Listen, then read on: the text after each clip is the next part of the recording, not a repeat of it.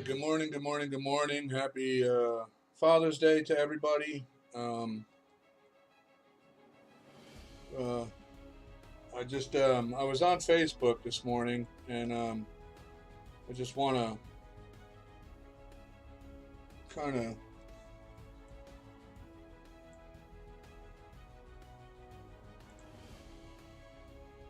fade over to look at some stuff here. I was like I said, I was on Facebook this morning having a debate with somebody, a Democrat, about the issues, I'm always seeing these Democrats posting stuff, bashing Donald Trump or whatever.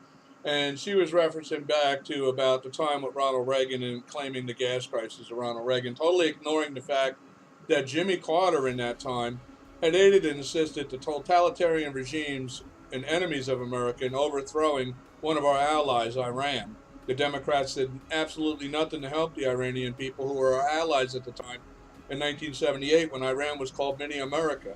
It was one of our allies who had a near verbatim constitution as the United States.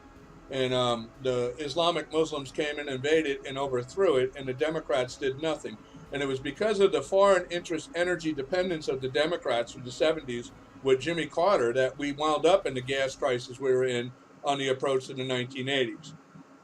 And I tried to explain to this woman it was by the actions of Ronald Reagan, which was very similar to what Donald Trump did in his election, was lifting the restrictions on the energy sector in the United States, which by the end result of near his first term, why he was elected for the second, was because, he did so good. He created hundreds of thousands of jobs in the energy sector. America was producing a lot of its own energy. Gas went from like $36 a barrel down to like, I think, $15 a barrel, and from like $1.70, $1.60 a gallon back then to down to like 72 cents a gallon. So it was nearly cut in half the cost, and people were loving it. The job creation, the economical boom from it, the wealth that was being created, high-paying jobs in the energy sector being created. Plus, we were forming and able to export out energy. We became like we almost did with Donald Trump, energy independent. We were exporting to that of our own allies like Canada and Mexico, a lot of oil and gas production that was coming out of the States. So they didn't have to depend on foreign totalitarian Islamic terrorist regimes either for their energy. But, I tried to explain to her, and she tried to say, that she's seen that Biden has been handed the hardship of Donald Trump. That's a lie. That's a straight out lie. Donald Trump had America for the first time in their 50 years energy independent. And we were no longer having to rely on foreign totalitarian terrorist regimes for our oil and energy.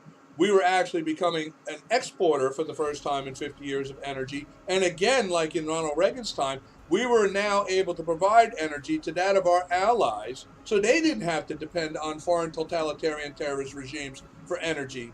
Okay? And this is what the Democrats obviously don't see. Joe Biden, one, I explained to this woman, Joe Biden is a disgrace to this nation.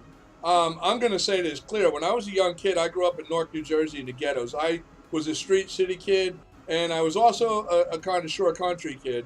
It was kind of a split. Well, when I was up in the city by my brother, whatever, I was the city kid. When I was down in the shore area by where my mom eventually moved, I was like the country kid, whatever. But, in the city, I traveled around quite a bit on the trains and the buses to New York, Philadelphia, PA, what have you, Washington, D.C. And, when I was a young kid, Joe Biden was known as the transit pedophile. This guy, everybody knew about him traveling and riding around in public transportation. And they even one time, I can remember back, tried to promote it as if like he was a of the people kind of elected official because he rode public transportation. And they really pulled the rug on trying to promote that when they started having people come forward explaining that, no, he was not the people's elected official riding public he was riding public transportation because he was preying on the welfare-dependent, heroin-addicted mothers for evil favors, is what it was. That's why he was known as a transit pedophile. Okay, it's disgraceful. I couldn't believe when I seen this guy running. I couldn't believe Obama was running for president. And we got into debate anyway with the Democrats. Now the problem I got is, first off, I just want to make this clear.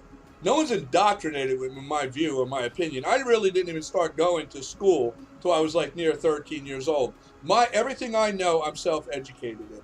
And I'm proud of that because you know what? All I care about is the truth. Okay? And I'm not a Republican because of Donald Trump. I'm not a Republican because of Ronald Reagan. I'm a Republican because republicanism is the only form of government consented to by the United States Constitution under Article 4, Section 4, which I do these things randomly, and this is a live feed, so I'm going to go off on this. I think we need to clear the air because you know what? 90% of the issues America right now is facing in relation to what the Democrats have caused as social and divisive issues are lies. Are lies. And I want to prove it. But first, I'm going to pull up Article 4, Section 4 of the U.S. Constitution and show everybody what I'm talking about. Okay? All right, so we have, it's loading. All right, Section 4. Okay, this is the United States Constitution, Section 4, Article 4, Section 4 is where we're at, right? We're going to look at Section 4 here. And this is what I'm talking about right here. The United States shall guarantee to every state in this union a republican form of government and shall protect each of them against invasion and on application of the legislator of the executive when the legislator cannot be convened against domestic violence. Now, the most important part of what I'm stating here is that the United States shall guarantee to every state in this union a republican form of government. You know, I'm doing this off the top of my head, so I'm going to have to bring up some things here. John Jay's Federalist Paper number 10, just so, and this is some of the things I've spoken with this Democratic person before about, right here, the Federalist Paper number 10 is an important document because this is where John Jay actually expresses what republicanism is. Now, most people aren't aware. If you search the entire Constitution, you will not find the word Democrat, democracy, democratic. It's not mentioned. And they intentionally, there's letters between all of them back in the time of drafting the Constitution. And based off the premises of the Federalist Paper number 10 in republicanism, that they did not even want the word in the Constitution. They didn't even want to reference it in the Constitution, anything that said democratic democracy or democratic state or anything, or any democratic democracy. There was nothing ever mentioned. The only thing you will ever find in the Constitution in relation to a political establishment of government is Republican. Okay? And that's what we're founded on. And what most people don't understand is that throughout history, recent history, starting with Woodrow Wilson, Democrat in early 1900s in 1915, where they started propagating the lies and twisting the facts. And they started injecting about republicanism was the foundation of the principles of what was ancient Greece, which in a sense, Greece was some of the first principles and values of is in Western culture of seeking independence and governing rule by that of the people. That's a true basis there. But republicanism, as what was defined by our founders, was a new form of government, and where the government itself did not act upon its own self-condoned or self-proclaimed authorities, but rather acted by the consent of that of the governed, as it says in our Declaration of Independence, right? This government would not be there as an authoritarian government that acts upon its own consent to authority. It's there only to do the service to the people of the task that the people hand to them. They're not supposed to be an authoritarian government dictating what we, the people, can and cannot do. That's not the intent of our founders, nor is that the intent of our Constitution. And our government today is acting way outside of its consented to powers and what it's doing. When we see the effects of what's going on right now in public school with that pushing the left's agenda, okay? And I'm just going to go back real quick. I just want to say, the main thing, too, that people don't understand is who the real Democrats are. Now, like I said to this woman, which it appears she got offended, she's deleted the comment. And I was surprised at this because this person always seemed to be an open-minded person, willing to debate the facts of truth. And it appears that this person really no longer is that open-minded person that it appeared they were, prior. I'm trying to see something real quick. I just want to see if my live feed is going here. Yeah, it is. Okay, so it's going, and I want to get the link to it so I can send it to somebody.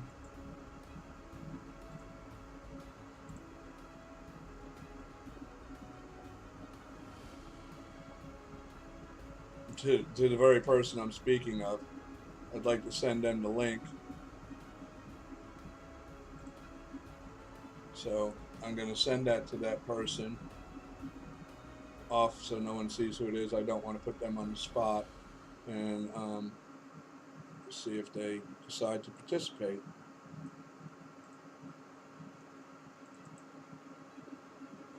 I think it's very important that we finally get the truth out, because I'm going to tell you something too. And real quick, I just want to go back to home here. Okay, shrink that down. I sent her the link. We'll see if I get a response from her in the sense of that she's wanting to view it or whatever. That would be great. We'll find out. But I just want to say, I think we need to really get to the facts of what is the truth within the reality of American history, and what are the issues we're facing today. Now, I'm going to say something pretty boldly here, and I mean this. The issues that first off, I want to start here, who the Democrats are. You see, the actual public who represents and supports this party, for the majority, are ignorant Americans who are too lazy-minded to take the time to understand the truth of our history, our founding principles and values, and who we are as the American people. They're lazy-minded, ignorant people who just play our country like a damn football game and cause all kind of divisive issues and social issues in our nation because they don't know they just believe the lies that are spewed out by the Democrats. And I'm going to prove these things to be lies. I'm going to prove it. We're going to have a long conversation here, and it may take a couple live series to get it all done, but I'm going to prove it because I'm sick of it. I'm sick of the black Americans complaining about lies. Everything with the blacks and slavery and racism, it's freaking lies. It's lies. The United States of America, in truth, had nothing to do with slavery. And I'm going to state this boldly. The majority of all black Americans here today, you have no ancestry to black slavery. You're a freaking idiot, okay? And it's sad because one time, the black American and the white Republicans, we never even seen each other as white and as black. We seen each other as always one people of all equal. That's what America was founded upon. And, you know, the most blacks don't even know. They buy this Democratic Party political BS that slavery was abolished in 1861. God's honest truth to be known, in the War of Independence, when we claimed our Declaration of Independence and we broke away from Great Britain, the first state to abolish slavery was Vermont in 1777. By the time of the Civil War, there was 15 free states, and the only states that were slave states were controlled by the Democratic Party's Tory in the South. Now, this is where, right here, I got up the Loyalists. These were the Tory, okay? Prior to the War of Independence, where America was being established, the nation was controlled by Great Britain, King George. Now, King George had appointed over the Southern District developing plantations the Tory, the elitist of society that were called the Kingsmen, okay? And their families moved here, got these beautiful plantation mansions built for them, where they sat on the porch and overseen the slaves, conducting the cotton and sugar cane and tobacco growing and for import-export to make the king rich. Had nothing to do with the United States. And so, you know, Great Britain had rule over here for the whole time. The original colony area was being established by the true Americans. Okay, and that goes back to the time with William Bradford, you know, on the Mayflower and what have you, in brief. We'll touch on those things later because they're very important facts in relation to what our principles were in the founding with William Bradford and what his intent for coming to America was all about. That's a very important topic we will have a debate about later on in another video. For right now, I just want to touch on the principle of this. After the conclusion of the Revolutionary War, when the United States of America won the war against Britain and we had our own nation, we had the issue of civil rivalry going on with the enemies within, who were the Tory, the Loyalists, the British Loyalists in the Southern districts. Now, after we won the Revolutionary War, the Tories, Democrats in the South, they had claimed all the plantation land that they were prior managing for King George as their own property. And with it, they claimed all the slaves as their own property. So they overnight became the biggest landowners in the new country and as well the majority of slaveholders in the new country. And their loyalty remained to Great Britain. And this was seen throughout the founding establishing history of our nation. By the time of 1789, where we get to the Constitution, after the Confederacy of League of Friendship that we had with the Tory and everyone in the nation, because we had the French, we had a lot of people here that were from different regions of the world all trying to claim a stake here. And we decided we were going to form this country, and we were taking this country as the American people. Okay? And, most people aren't aware, Thomas Jefferson, even in the original Declaration of Independence, had an accusation accusing Great Britain of deep importing that of a foreign people and enslaving them in this country against their will. In that examples, though I know a lot of people say, well, that's an ignorant statement, and kind of in a sense it is, because I know the founders as well, like George Washington, were slaveholders.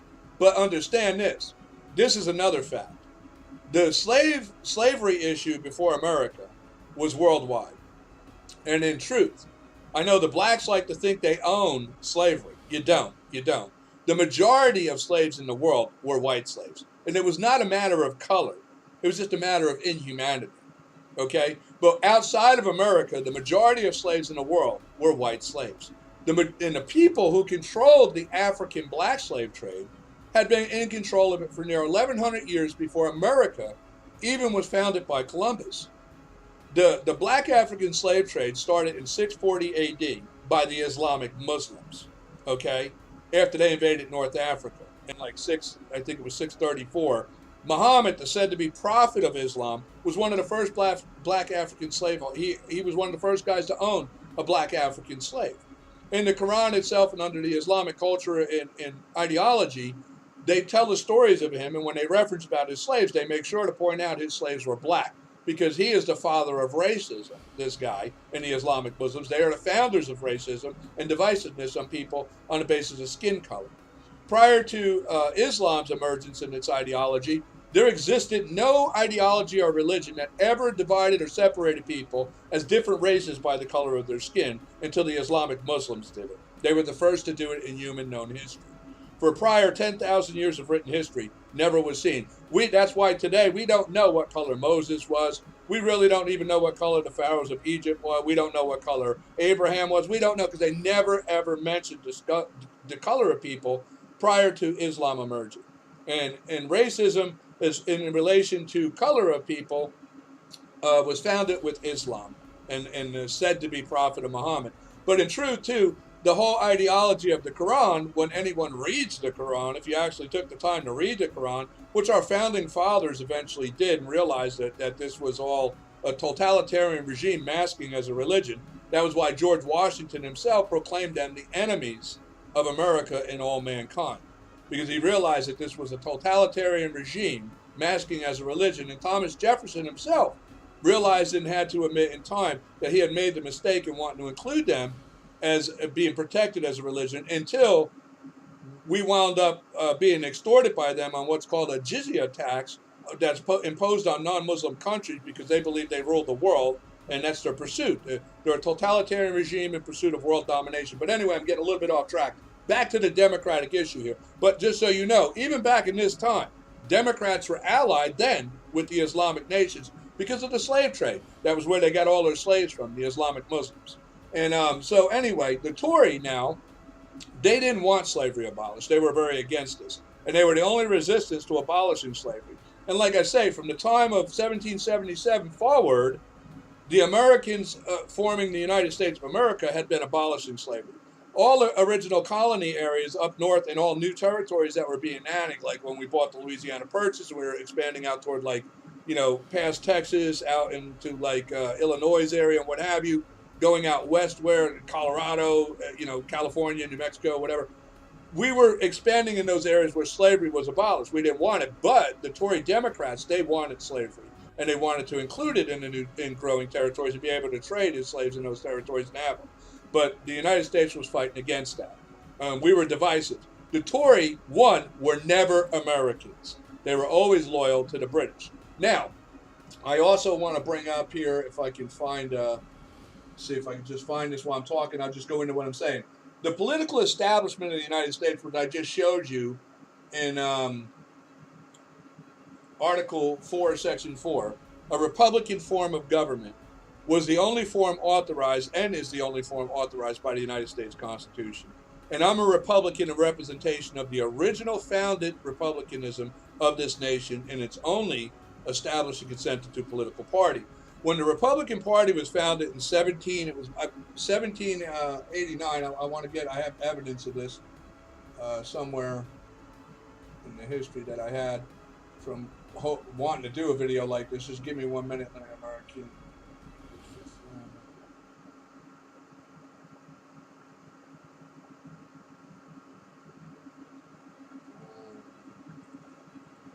Let's just see something.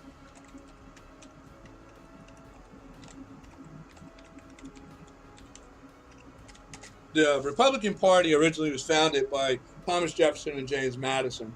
And I want to find the proof, so I'm not just saying this without presenting some facts to support it. And I'm doing this live and spontaneous, so I know there's got to be something online to it.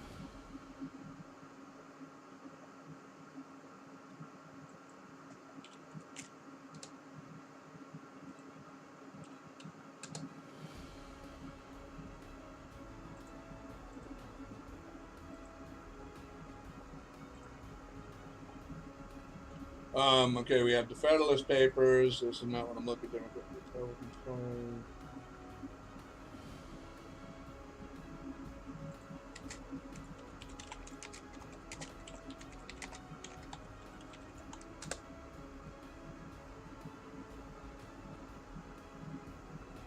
And this is the other thing. You see these things here where it talks about Democratic Republican Party. There's no existence of ever being titled anything back in that time that said Democratic Republican Party. This is propaganda that tries to tie the Democrats and Republicans together, starting with Woodrow Wilson in 1915 when they rewrote the biography of the Democrats of Thomas Jefferson. It's the first time you see in his biography the mentioning in 1915 of a Democratic Republican Party, which never existed. It's a lie. It's a lie, another lie of the Democrats.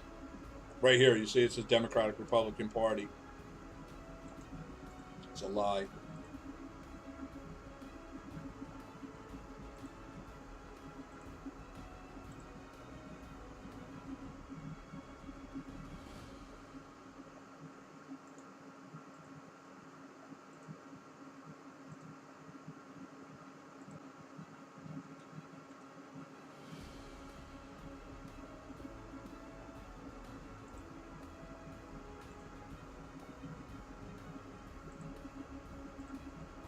They're blocking what I'm looking for here. Unbelievable.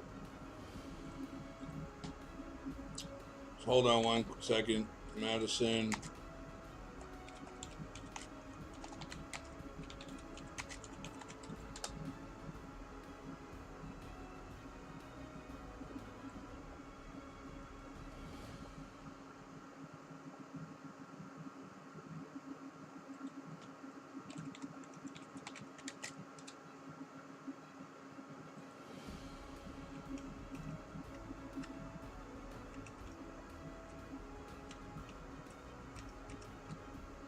Boy, is Google doing all it can to stop me from finding what I'm looking for, I'll tell you that.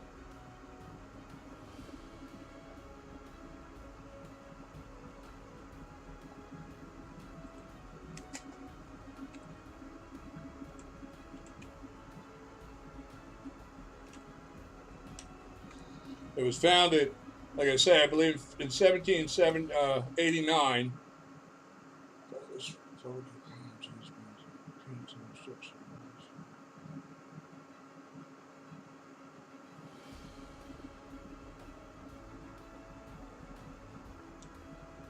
Anyway, I'm gonna have to search for this while I'm talking. The Republican Party was the first founded party by James Madison and Thomas Jefferson, and it was founded right following the conclusion of the United States Constitution. There's letters that exist, and I know this for a fact. I read them when I was a young kid, between Thomas Jefferson, James Madison, and George Washington. George Washington was opposed to any kind of a political party. He didn't want it. He felt that political parties would create divisiveness, and also like if they could create one party, somebody could create an opposition party, and that was the concern. Um, but they insisted. That's how I know with Article 4, Section 4, that it wouldn't happen because Article 4, Section 4 only consents to a Republican form of party, or a form of government, and that Jefferson and Madison had said to Washington that this political establishment was only going to be in relation to that of the one political system guaranteed by the Constitution. No other system was allowed. But this was not the case. The Democrats eventually figured out how to break that. They figured out how to do it. I am so frustrated that the internet does all it can to block the facts of truth from being found. And I found the site, but when I went to it, it blocked it out.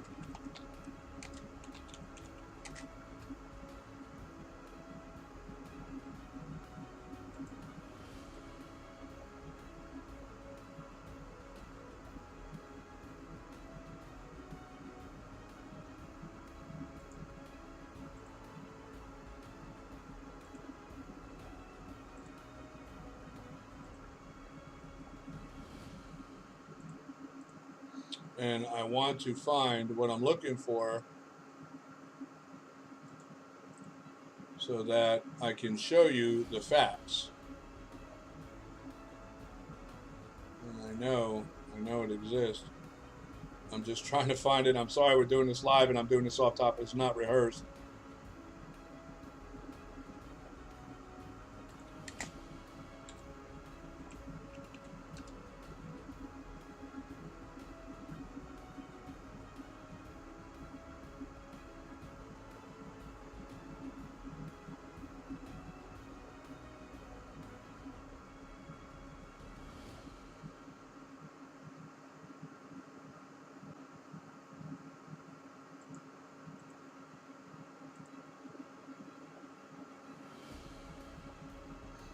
My point is mainly because the Democrats try and claim that the Democratic Party was the first political party because it was founded in 1826.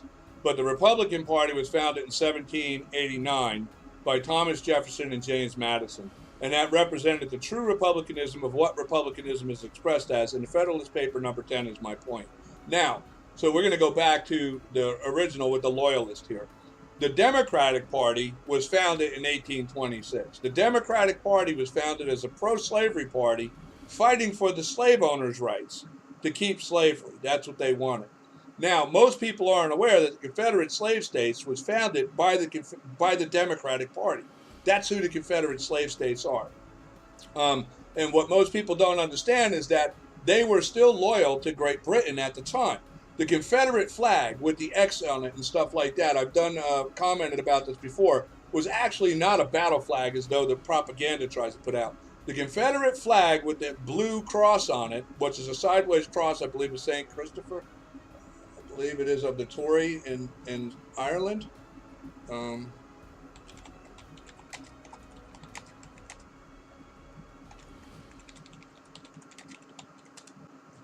It was founded too. The guy who designed it was an artist, a German artist named Markel, I believe it was, Markel or something like that.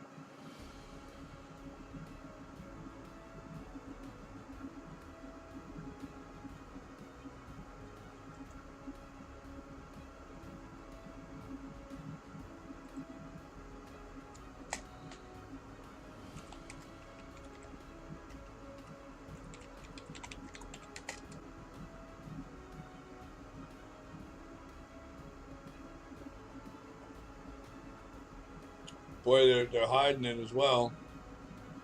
I'm going to have to do another video on this to where I can get all the facts up because I'm telling you, it's amazing how the online media is doing all it can to hide the Confederate flag and the meanings of what I'm trying to express here.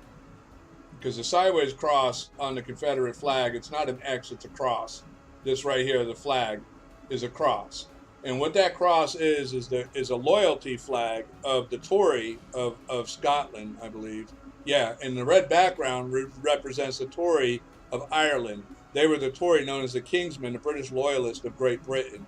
And the flag was to send a clear signal to Great Britain that they were still loyal to them in hopes that Great Britain would come allied with them. And you can fact check these things. I'm doing it spontaneous. I just know. I know my history. I know my place as an American. They wanted to send a signal to Great Britain that they were still loyal, hoping that Great Britain would ally with them and help them overthrow the free Constitution of the United States of America. But luckily for us, that Abraham Lincoln, who was a Republican at the time, the Republican president during the time of the Civil War when it broke out and the Democrats formed the Confederate slave states, we had who was the man known as Marcellus Cassius Clay. This is the guy Muhammad Ali was named after. Cassius Marcellus Clay, and he was a diplomat to Russia. Now, when we knew that the Democrats were going to try and get Britain allied with them to overthrow the United States of America, Lincoln had sent Marcellus Cassius Clay to Russia to seek their alliance with us to help us protect it. And that what happened was he went there and the Russians agreed and informed Great Britain that if they were to side with the Confederacy of the Democratic Party's Confederate slave states, that Russia would ally with the constitutional free United States of America in the war. Great Britain at the time knew it could not defeat the United States and Russia. So they withdrew from any kind of alliance. Though they did after the war, we found out, they did aid them. I believe they gave them frigates, ammunition, bullets, as well as the Islamic Muslims, in the interest of protecting their slave trade with the Tory Democrats. They had as well aided them off the coast of Florida with gunpowder, guns, bullets, and what have you, so they could fight the war, and cannons from the Islamic Muslims who aided them in the interest of protecting their slave trade with them for the money. Okay, and people don't even know about this, the God's honest truth. But like I'm saying now, the loyalists, after the Revolutionary War was over, we're up to the Civil War now. This is the other thing I want to say. Right now in America, we have these issues with black Americans, right? You're all these black, ignorant, stupid, fool Americans talking about slavery in America and, oh, we're so oppressed and, oh, we had such a bad thing in our history. Let me tell you something straight up. Bullshit. You hear me? Bullshit. Okay? The majority of blacks in America today have no ancestry to slavery. You know, and this is where I want to go to, and this is what I was talking about with this person. I want to get up to the point where I'm talking about right here. So people understand what I'm saying. Understand this fact, okay? When the Democrats realized they were going to lose the Civil War and the free Constitution of the United States of America was going to win that war, the Civil War, okay? Which I understand today, but all the Democrats want to push the propaganda, and as well most of the freaking lazy-minded blacks who don't take the time to learn the truth of history, they want to push the propaganda too so they can play the victim, okay? And that's bullshit. It's not going to happen. Yeah, the majority of blacks that were in the Constitution of the United States were free blacks. They were not slaves. That's the 15 free states of the United States of America. The only place that existed slaves were in the Southern-controlled Democratic states of the Democratic Party, of the Democrats and the Tory, of the British Loyalists, who owned the majority of all slaves. At the time in America, I believe there was like almost 3.5 million blacks in America, of which at the time about 1 million of them at the time of the conclusion of the Civil War were free, and about 700,000. I don't know. I think I have it somewhere. Statistics on it.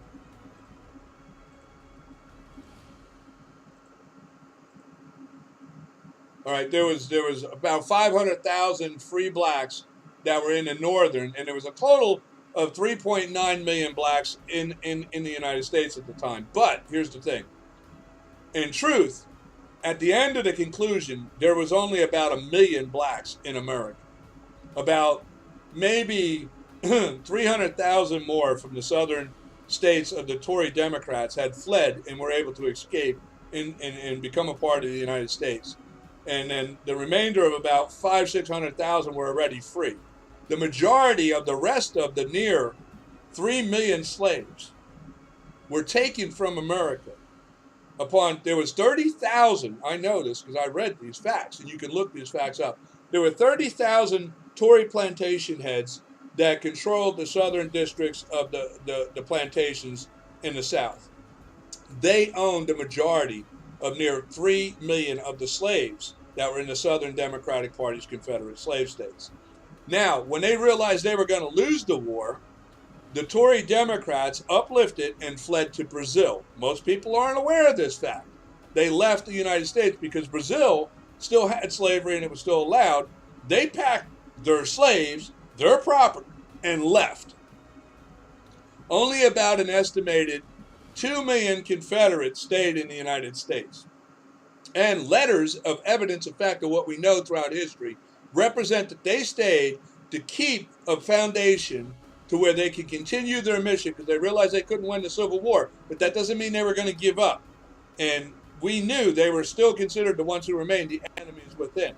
But, like I say, so at the end of the conclusion, the majority of all those who were slaves in the United States during the time of from 1777 up to 1861 when the Civil War broke out, the majority of free slave blacks were in the United States of America. All slaves were pretty much in the southern slave states of the Democratic Party.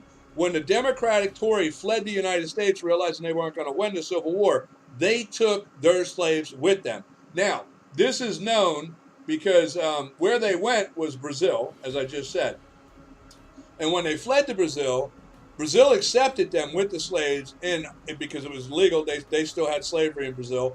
And the Brazilian people were hoping to be able to incorporate the Confederate Democrats into their nation and prosper like America was doing in the cotton, tobacco, and produce from the plantation growth. And they invited them like, yeah, come on in, do it. Bring your slaves and go ahead and start your farms because they figured it would make them a wealthy nation. Okay? And now, like I say, when we look, we see, too, the representation. Here you can see is an image of Jimmy Carter in the 1970s. He was 1972 in Americana, Brazil, where the Confederates fled. As you can see right there, they got the Confederate monument. To this very day, the Confederate Democratic Party still exists in Brazil. Just in 2021, they started the Democratic Confederate Socialist Party in Brazil. They're still very strong and very still connected to the American Democratic Party. As you can see, up until 1972, Jimmy Carter actually has ancestry of the Confederacy out of Georgia who are in Brazil. That's why he's there celebrating the Confederate holiday with them, of which they celebrate all the time over there. They're called the Confederados right there in Brazil to this very day. This right here is an image of them dressing up as the Confederates just last year in the celebration of the Confederates in Americana, Brazil, celebrating their fleeing from America and their long-established honorary to that of the Confederate Party of the Democrats. They still celebrate it to this day. They still are in pursuit of their same mission, that eventually they're going to get back this country or overthrow the country or form their own country and again continue on as they did back then. They'll re-implement slavery and what have you. This is their agenda, and most people aren't even aware of it. But you see right here, the lost Civil War and fled to Brazil. Their descendants refused to take down the Confederate flag. This is where they have the soldiers who, when they fled there, and many of the soldiers in the United States, in fear of that they were going to be executed for treason, they fled the United States and went to Brazil as well. And when they died or what have you, they were buried there with recognition as the Confederates. You can see here the Festa Confederata right here. They have, I don't know if you see in the bottom, they got the streets are over there in Americana painted with Confederate flags everywhere. These people honor the Confederacy of the slave states of the Democrats to this very day. It's a big deal. Every year they have big major parties and celebrations and parades of it. So, I mean, and people aren't even aware of this reality. It's amazing. I can't believe people are not aware of these facts. Here you can see a guy who's dressed up for the parade.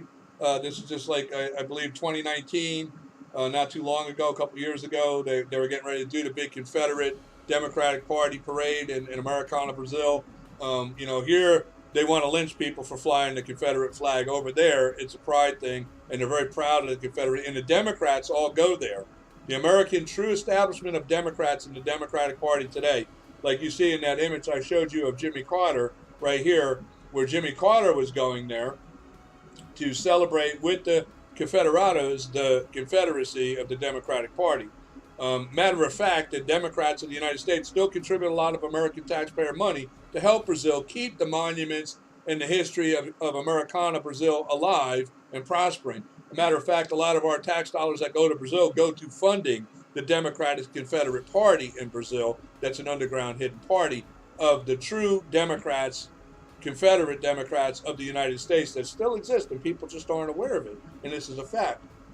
When I say, though, like I mentioned something earlier, and I was in discussion with this woman, my main points here I want to talk about is all the issues we have in America right now that are created by the Democratic Party.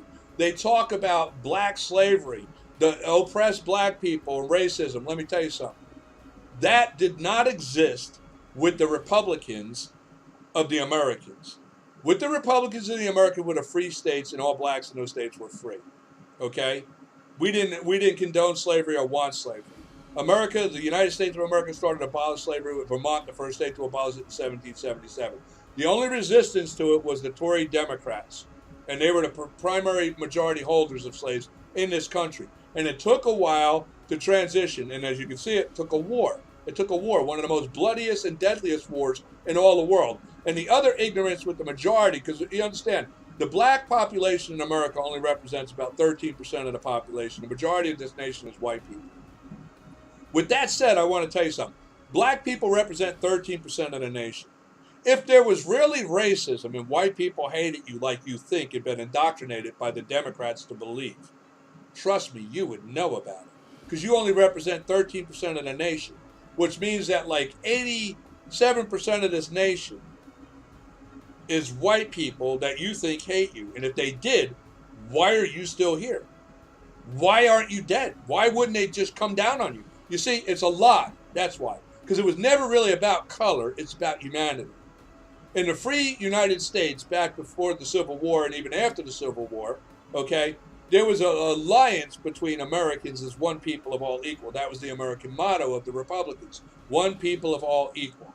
That's who we were. And back in that time, the black Americans respected, honored, and were proud to be Americans. If you knew the truth of the men who fought, not only free blacks from the northern states that fought in the Revolutionary War to help make this nation possible, but as well those brave Americans who fought in the Civil War, who are black Americans, to liberate and free and abolish slavery in this country so that blacks could live free in all states in the nation and remove the Democratic Party. This is another thing I want to speak on real quick. We were a single party founded nation. As the Constitution authorizes in Article 4, Section 4, it only consents to a Republican form of government. And that Republican form of government is defined out in the letter, the Federalist 10th Federalist paper by John Jay. Okay?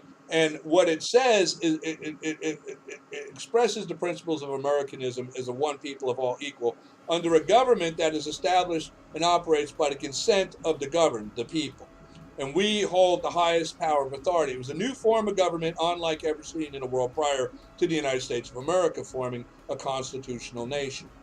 Okay, we were the first to ever do this and succeed. And we're still the only ones in the world that operate like this.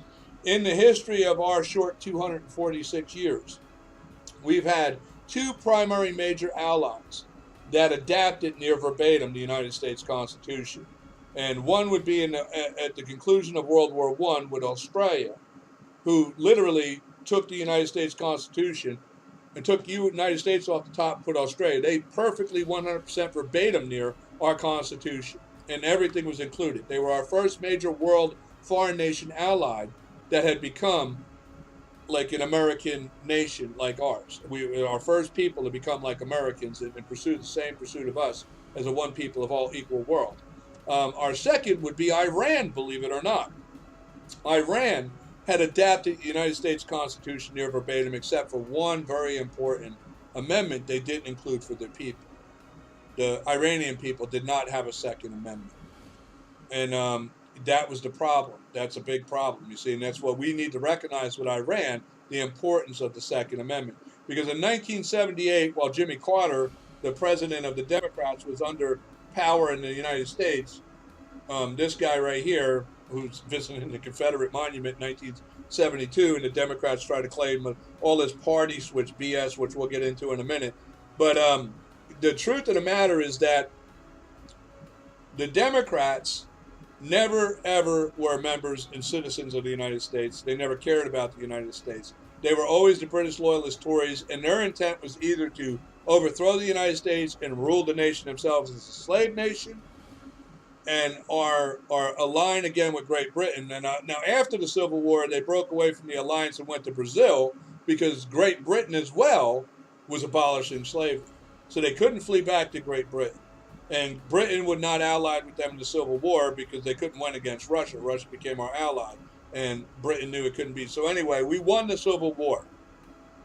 Like I said, only probably remaining was about 300,000 Democratic Confederates who were members of their military and that of their close-linked Tory societies that refused to leave. They kept their properties and they stayed here.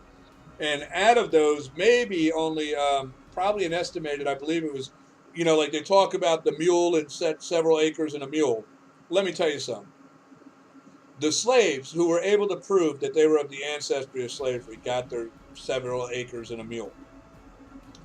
It was Jefferson Davis's VP, Andrew Johnson, who stopped giving out. One, it was agreed with the United States as well, because we realized too that the majority of all slaves had been deported out with the Democratic Confederate Party when they left the United States to go to Brazil. They took the majority of all their slaves with them. Near 3 million slaves had left with them. And the facts of evidence exist, which I did a little due diligence in trying to find this to pull up, and I'm trying to look for it. I have it somewhere here, and I know I got it right here. Just give me a minute. I'm trying to find. Here we go. Okay, right here. Slavery in Brazil. Right here, the population of free slaves was near 500,000. Actually, in truth, this was taken from like 1860. By 1865, there was an estimated 733,000 free blacks in the United States of America, just so you're aware of that. Then in Brazil. Now, slavery in Brazil, there's a book right here, and I found it. It's of the University of London here. This is called The Decline and Fall of Slavery in Brazil, 1850 to 1888. Now, the important thing about this book is the spike, which the evidence exists to show you. There was a spike of near 3 million slaves in population growth upon the Democratic Confederates of the United States fleeing to Brazil. They took their slaves with them. The majority, because if they didn't, there'd be a lot more blacks in America today. Because after they took their slaves and left, there only remained about 1 million blacks in America. Of what, 700,000 of those blacks were never slaves. They were already free blacks who lived in the northern free United States of America. And there was about 300,000 who actually were ancestry and slaves that escaped the Democratic Tory in the South after the Civil War and stayed here, and they were free. They all received restitution, not so much. The United States didn't owe them restitution. One, because we were not in agreement. We didn't have anything to do with slavery. The United States of America, the Republican, had nothing to do, and Republicans had nothing to do with slavery. Granted that the founders, some of the founders like Thomas Jefferson, George Washington, they owned slaves, but they had freed their slaves as time progressed, and slavery was being abolished within the true government establishment by the true Americans. That's what they wanted, of slavery abolished, and there was no doubt in that mind it was not going to go on. Now, the free blacks in America, in the United States, they knew nothing of the sufferance of slavery because they weren't slaves. They were free. That's how we wound up, again, with free states and slave states. The Democrats controlled the slave states. Republicans controlled the free states. The Civil War was not a war of North and South. It was a war of political ideology between that of the Republicans of the Republic of the Free United States and the Democrats of the Confederate slave states. That's what the Civil War was about. And that was a war that was ongoing since the time of the Declaration of Independence, because right after following the Declaration of Independence, as I said, the Tory had claimed the lands that they prior managed for King George as their own, and with them all the slaves that were on those plantations. So they became the biggest landowners and the biggest slaveholders in the nation. They were the ones resisting abolishing slavery, and also constantly in a civil conflict. I mean, this went on for decades with the hangings, the tar and feathering, the shooting, and civil shootouts with the Tory Democrats and the Patriot Republican Americans. It went on all the way up until the mid-1800s. I mean, it's ridiculous. And the history of it's a fact, and the evidence of it, you can see it in the ancient. When you go back and look at the newspapers from, 1790 through 1800, matter of fact, even like we know in the Second Revolutionary War, the War of 1812, where Great Britain again tried to come in and overthrow the United States. Evidence of fact exists within our federal archives of records that show the Tory Democrats in the South aided and assisted Great Britain in its attempted second overthrow of the United States. But you see, the problem was they had failed at understanding how advanced the northern ports and navy and military had grown in the United States, because they were detached from it. They were not really a part. They took up a league of friendship with the United States, but they never declared themselves Americans, which I'll prove this in a minute while I'm talking here about this. The Democratic Tories were never Americans, never had American principles, never wanted American principles, and did not honor anything of Americanism as far as our Republic of the United States of America. They wanted a democratic democracy under their own rule, which slavery allowed. That's what they wanted. And then I want to put something here, because mentioning Jimmy Carter, Democrats like to talk about this party switch. Let's get into this for a minute. I'm just going to touch on this. They say there was this political party switch. Some say it happened with LBJ, Lyndon B. Johnson, in the 60s. Others say it happened back in like the 1920s going into the 1930s with, was it back in FDR. Yeah, it was FDR in the 1930s. They tried to say it happened there with the welfare state, where he was giving welfare to the black Americans, and that he was the party switch where, but there was no party switch. And I'm going to prove that to you. One, you can see Jimmy Carter right here in 1972 still honoring the Confederacy of the Democrats' founding true principles of wanting slavery under the Confederate slave states. That's who they are. And you can see right here, he's very proud in 1972 of it.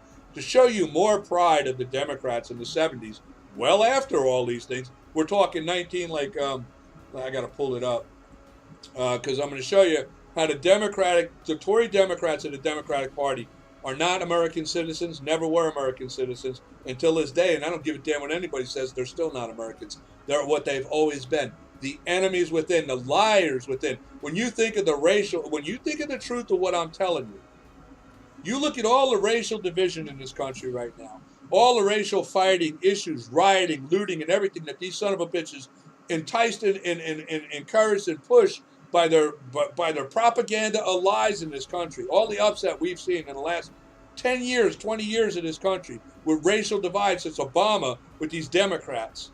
And when you realize it's all built upon lies, because all the propaganda of wanting reparations and the oppressed and their ancestors. Look, the facts of evidence show the majority of blacks here were already free blacks upon the conclusion of the Civil War.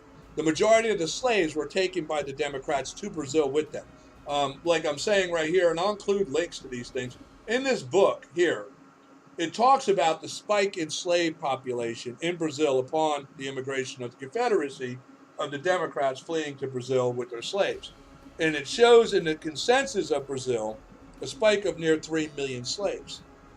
So understand, the majority of all slaves at the time in America, of which, like I say, the census shows, right here was this is in 1860. I know from other consensus in 1865, on the conclusion of the Civil War, there was like 788,000 free blacks in the northern states, because we had an immigration constantly of slaves fleeing the Islamic states in fear of being enslaved there. They were freeing slavery from the Islamic states, and they would come to America in the free states to be free. And they were coming in. Now, in the total population by 1860, there was almost 4 million blacks in America, of which by 1865, 3 million of them were slaves. There's a spike of near 3 million slaves increased on the census with Brazil on the Democratic Confederate slave states going there taking their slaves with them. So understand, the majority of all slaves in America at the time of the conclusion of the Revolutionary or Civil War, they were no longer in America. So all you blacks here today are not ancestry to slavery. Your ancestry to that of the free blacks who lived in the northern free states of the United States of America. Or your ancestry to that of maybe slaves who fled the Islamic slave trade coming to America to be free.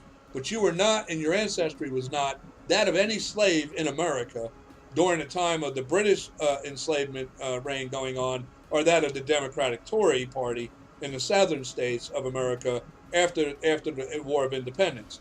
Those slaves, you'll find no ancestries over in Brazil, not here, because those slaves were all taken to Brazil with the Democrats.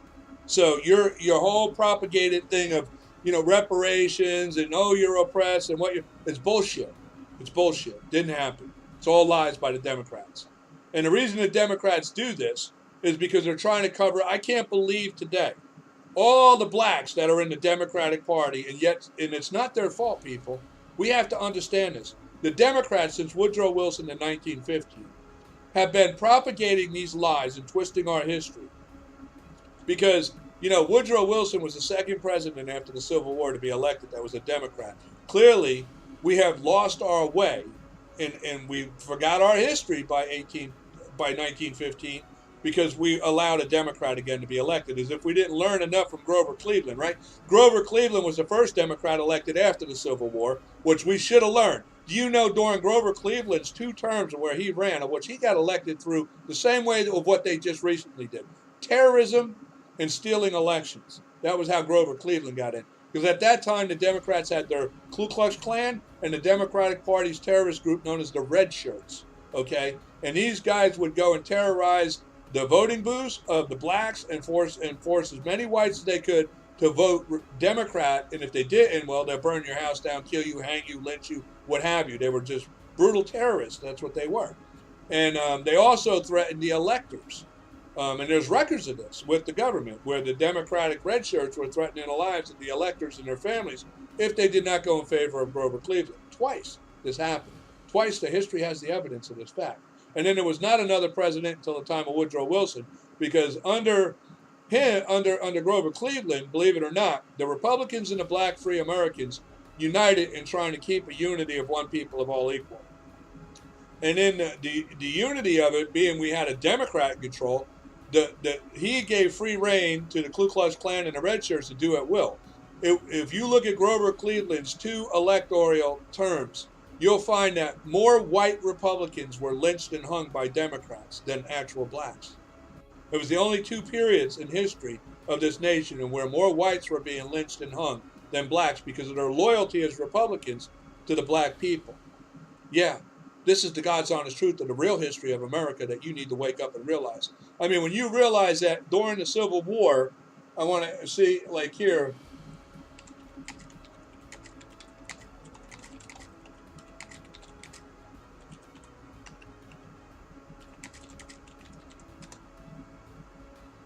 $360,000 white American Republicans fought to free black people in this country and abolish slavery. That's how many died. 360,000. So you say it's a white and black thing. So you're telling me 360,000 white Republicans ran into war and died because they hated black people? Really? Really? Does that even make freaking sense? I know one thing. An equal amount of almost 300,000 Democratic Confederates fought to keep slavery and died to do it. And you're in the Democratic Party. Think about that. Now, and I'm sorry this is long, but I hope people are listening and paying attention to this. I hope this video gets out, people listen to this, and they fact check what I'm trying to tell you right now. This is the other thing I'm trying to say. So understand. Now, when you look at Grover Cleveland, the first president of a Democratic administration after the Civil War, no joke, look it back up. I don't know. I could look it up right now. Let's see.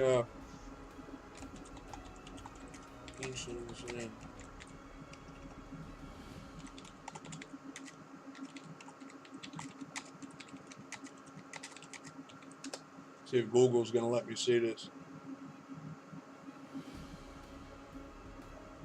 Actually, I just might as well do it this way. Let me see something. Grover Cleveland.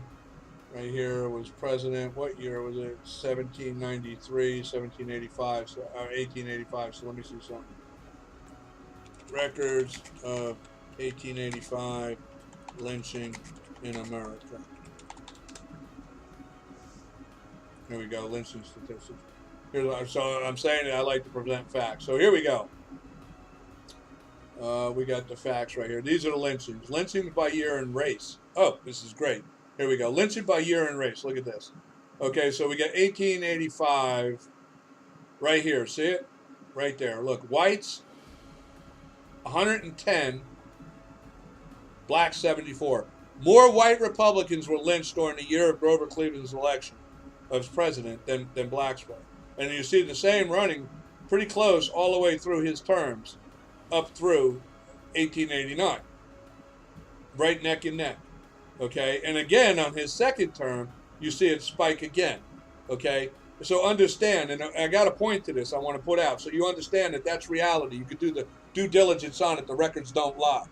Understand, because I know the blacks like, oh, we were lynched. No, so were the white Republicans who were fighting for you, your allies. It wasn't a black and white thing. It's a humanity thing. The Democrats are the ones who wanted slavery. They were the ones fighting to keep slavery. They've been the ones terrorizing and holding black Americans down in the divisive nature of all the racism and division in this country since this country's been founded. It's the goddamn Democrats. And they're still doing it to this day, and they're doing it with propagated lies. Because they're the ones right now inciting black people that they were slaves, inciting them that they're the ancestors of slaves, inciting them that they were oppressed. And it's amazing, right? The black Americans are in the Democratic Party are the very people who were the establishment of slavery in America, who fought to keep slavery, had a civil war trying to keep slavery, and then who took the slaves and fled to Brazil with them. It was the white Republicans and the free black Americans in the North that were all Republicans. And, all the way up until this point of the Civil War, and all the way up until the time of FDR in the 1930s, blacks were Republicans and whites were the true Americans. We were Republicans. We were one people of all equal. Okay? And there was a period during Woodrow, we're going to go forward and keep looking forward here. Like I say, when we get to the point of Woodrow Wilson, we can't skip it. I got to go to Woodrow Wilson. So we're going to look at what's called, back in the time of Woodrow Wilson, we elected this as the second Democrat in 1915. Woodrow Wilson was the guy, I don't know if you're aware, the Democrat, who, and then too, we'll go to FDR as well. We'll talk about him being the so-called racial equality president of black liberation. And what a freaking joke when you look at the truth. But anyway, Woodrow Wilson is the guy which was known as Red Summer. Red Summer was the thing with Woodrow Wilson. At the time when Woodrow Wilson became president, the Democrats hated it. They hated the Republicans too, because you know what? Blacks were prospering in this country. They had what was known as Black Wall Street. Let me pull this up. Black Wall Street. See if we can find it. And it's sad to say the devastation of Black Wall Street, right? Yeah, right there. The devastation of Black Wall Street is what happened with the Democrats with Woodrow Wilson. You see, you had Black Wall Street. You also had black communities in Texas that were striking oil. Blacks were rich. A lot of Black Wall Street was the people that were in Florida. Blacks had bought plantation land and they had big farming tracts and districts. The freaking Democrats couldn't stand to see them. They kept accusing the blacks of taking their jobs. The blacks are taking over the businesses, and that's why they can't prosper. It wasn't that. It's just the Democrats are no good, worthless, lazy goddamn people, and nobody wanted to hire them because also they were nothing but racist, divisive people who did nothing but cause social upset and decay, okay? And everybody shunned them and didn't want them. No different than a Tory, because that's what they were. A bunch of racist, no good, divisive, non-American scumbags is what they were, okay? And nobody wanted anything to do with them. But the blacks were prospering. But under Woodrow Wilson, that all ended. Woodrow Wilson led the charge of tearing down the black communities, literally, killing tens of thousands of blacks and white Republicans who supported them across this country, unobstructed when he became president. And the reason why was because, I don't know if you're aware, Woodrow Wilson showed the movie in the White House called The Birth of a Nation, right? I think it was called The Birth of a Nation. Let me pull this up. It was a movie about Woodrow. Let me just see something. Woodrow Wilson. I'm trying to. Woodrow Wilson shows Birth of a Nation. Now, Woodrow Wilson, when he showed this movie, Birth of a Nation, in the White House, okay, 1915, Woodrow Wilson shows The Birth of a Nation. At a special White House screening, President Woodrow Wilson reportedly remarked, "It's like writing history with lightning. My only regret is that it is also terribly true." Right? And that what he was talking about as far as terribly true is that blacks are rising in America. He didn't want that. The movie The Birth of a Nation was about the rise of the Ku Klux Klan, crushing the blacks and getting them out of America again, or enslaving them again, because that's the Democratic agenda, which blacks, you better wake up to, because, man, I'll tell you what, you don't wake up, reality in the future is not looking too good for you, because it's going to go back that way. You know, I'm going to go into these things a little bit more in detail to show you the reality of the true threat that still exists this very day. But anyway, I wanted to show you here, Woodrow Wilson was the guy, the white Democratic president, racist scumbag in 1915, showed the birth of a nation in the White House to re-erect the Ku Klux Klan. Mind you, the red shirts, which most aren't even aware of, probably don't even know about the red shirts. Let me pull up the red shirts of the Democratic Party. The red shirts was a Democratic, here they go, right? Yeah, they do got it, okay. The red shirt movement, okay, 1898, 1900. Well, look, the red shirt movement, look this up. The red shirt was a terrorist organization formed by the Democratic parties. Were like the Ku Klux Klan, but they didn't wear the hoods. They blended in with everybody. They would go into cities in groups and mingle with the people and stir up like racial upset, spreading lies, you know, that blacks are raping white women and this, that, and all this, and try to get people to hate the black people, okay? And these were the kind of things they did, especially around election time, so that they could get people to vote against anyone supporting anything of black equality or rights. This is what they did, the red shirts. And then not only that, the red shirts was a terrorist group that they would literally rush through at nighttime in Republican communities, throwing glass bottles of gas and stuff and burning down Republicans' homes and shit, who supported the black equality and wanted to help the blacks prosper in this country, equality, and wanted to help the blacks prosper in this country as they did, because the result of Black Wall Street, the Texas oil strikes, the big plantations in Florida and Georgia where blacks owned the land and were starting to have these massive farms of crops. Oh my God, Georgia couldn't stand it, the Democrats in Georgia. And in Georgia was horrible too. What happened, again, like I say, during Red Summer with Woodrow Wilson, tens of thousands of blacks who had purchased, they were burned out. They were burned out on their farms and their land was taken from them by the racist Democrats. And literally tens of thousands were killed. I mean, they just literally killed entire families to where there was no one left to claim the land so that they could take it back. And people aren't even aware. This is what you talk about the horrors in this country of racism. It's all linked to the Democrats are the most horrible terrorist organization in this nation's history in relation to racism when you look at the truth of it. And Woodrow Wilson's era was, my God, horrible what happened. The destruction with Woodrow Wilson and like I say right here, the devastation of Black Wall Street. Black Wall Street was a community of black businessmen, black wealth that was growing in America in unity with white Republicans. We didn't really have back then a white and black thing. It was just like a unity of all one people, of all equal. Republicans and white and black Republicans never really looked at each other on those bases. The divisiveness of color and skin color always came out of the racism and as a division thing of the Democrats and the Islamic Muslims, where it originated from. The said to be prophet of Muhammad was the guy who started. He's the father of racism. He's the first in human history to be known to divide people by race and to condemn a race. Muhammad of Islam is the guy who condemned the black people as only being worth half that of white people.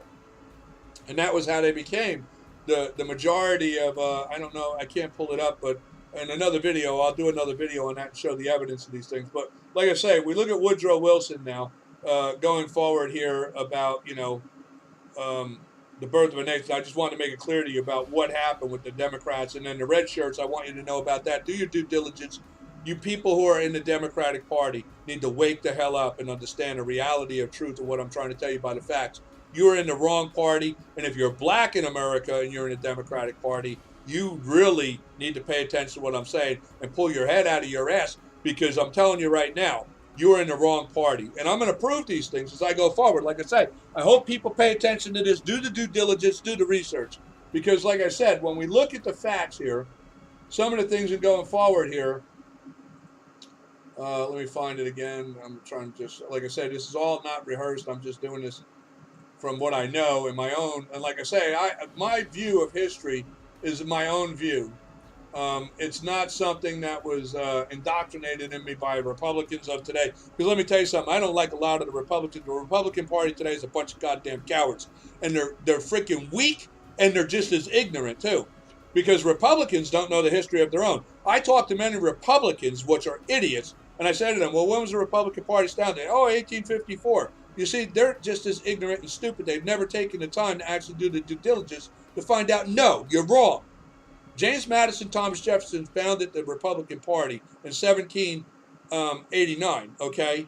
That's a fact. Actually, it was 1779 is where it originates, with James Madison Thomas Jefferson starting it. It really took off by 1789. It was well established. Matter of fact, in 1804, that was on the principles of what Thomas Jefferson ran for president on, was the Republican Party. And he called all true Americans as Republicans to support him in that. And let me see something here. I thought it was 18.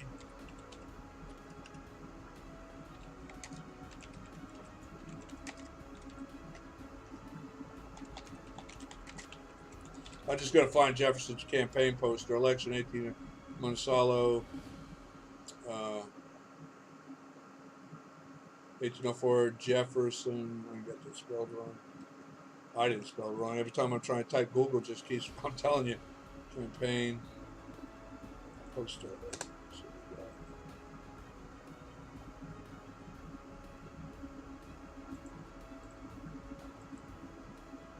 Here it is. So I don't know if you can see that. He has the image right there is Jefferson's Republicans. Turn out, save your country from ruin. And he mentions the Tory Democrats in here, okay, in his poster. I want to try and find the example of it.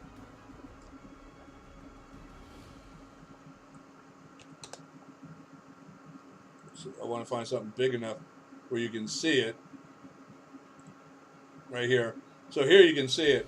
Turn out and save your country from ruin. From an emperor, from a king, from the iron grasp of the British Tory fascism. See? You see? This is what I'm trying to tell you. This is what you need to understand the truth. These were the Democrats. It was the Tories who founded the Democratic Party in 1826. These are the enemies within. They've always been the enemies within. And if we don't wake up to the reality of what's going on in divisiveness, understand this. Upon the conclusion of the Civil War, Lincoln, before the Democrats killed him, they had what was known as the Wade-Davis Bill. The Wade-Davis Bill was pocket vetoed by Abraham Lincoln because Abraham Lincoln wanted to include in the Wade-Davis Bill the abolishing and removal of the Democratic Party and a return to a single-party system under the Constitution's Article 4, Section 4 as a Republican form of government only being allowed in this country. He wanted to include that with the Wade-Davis Bill. That was why he pocket vetoed the bill. And the Democrats made sure to kill him before they amended that bill to include that, because they knew that once it was done, it was going to be done. And that's why they killed Lincoln. And that was why they stopped the party.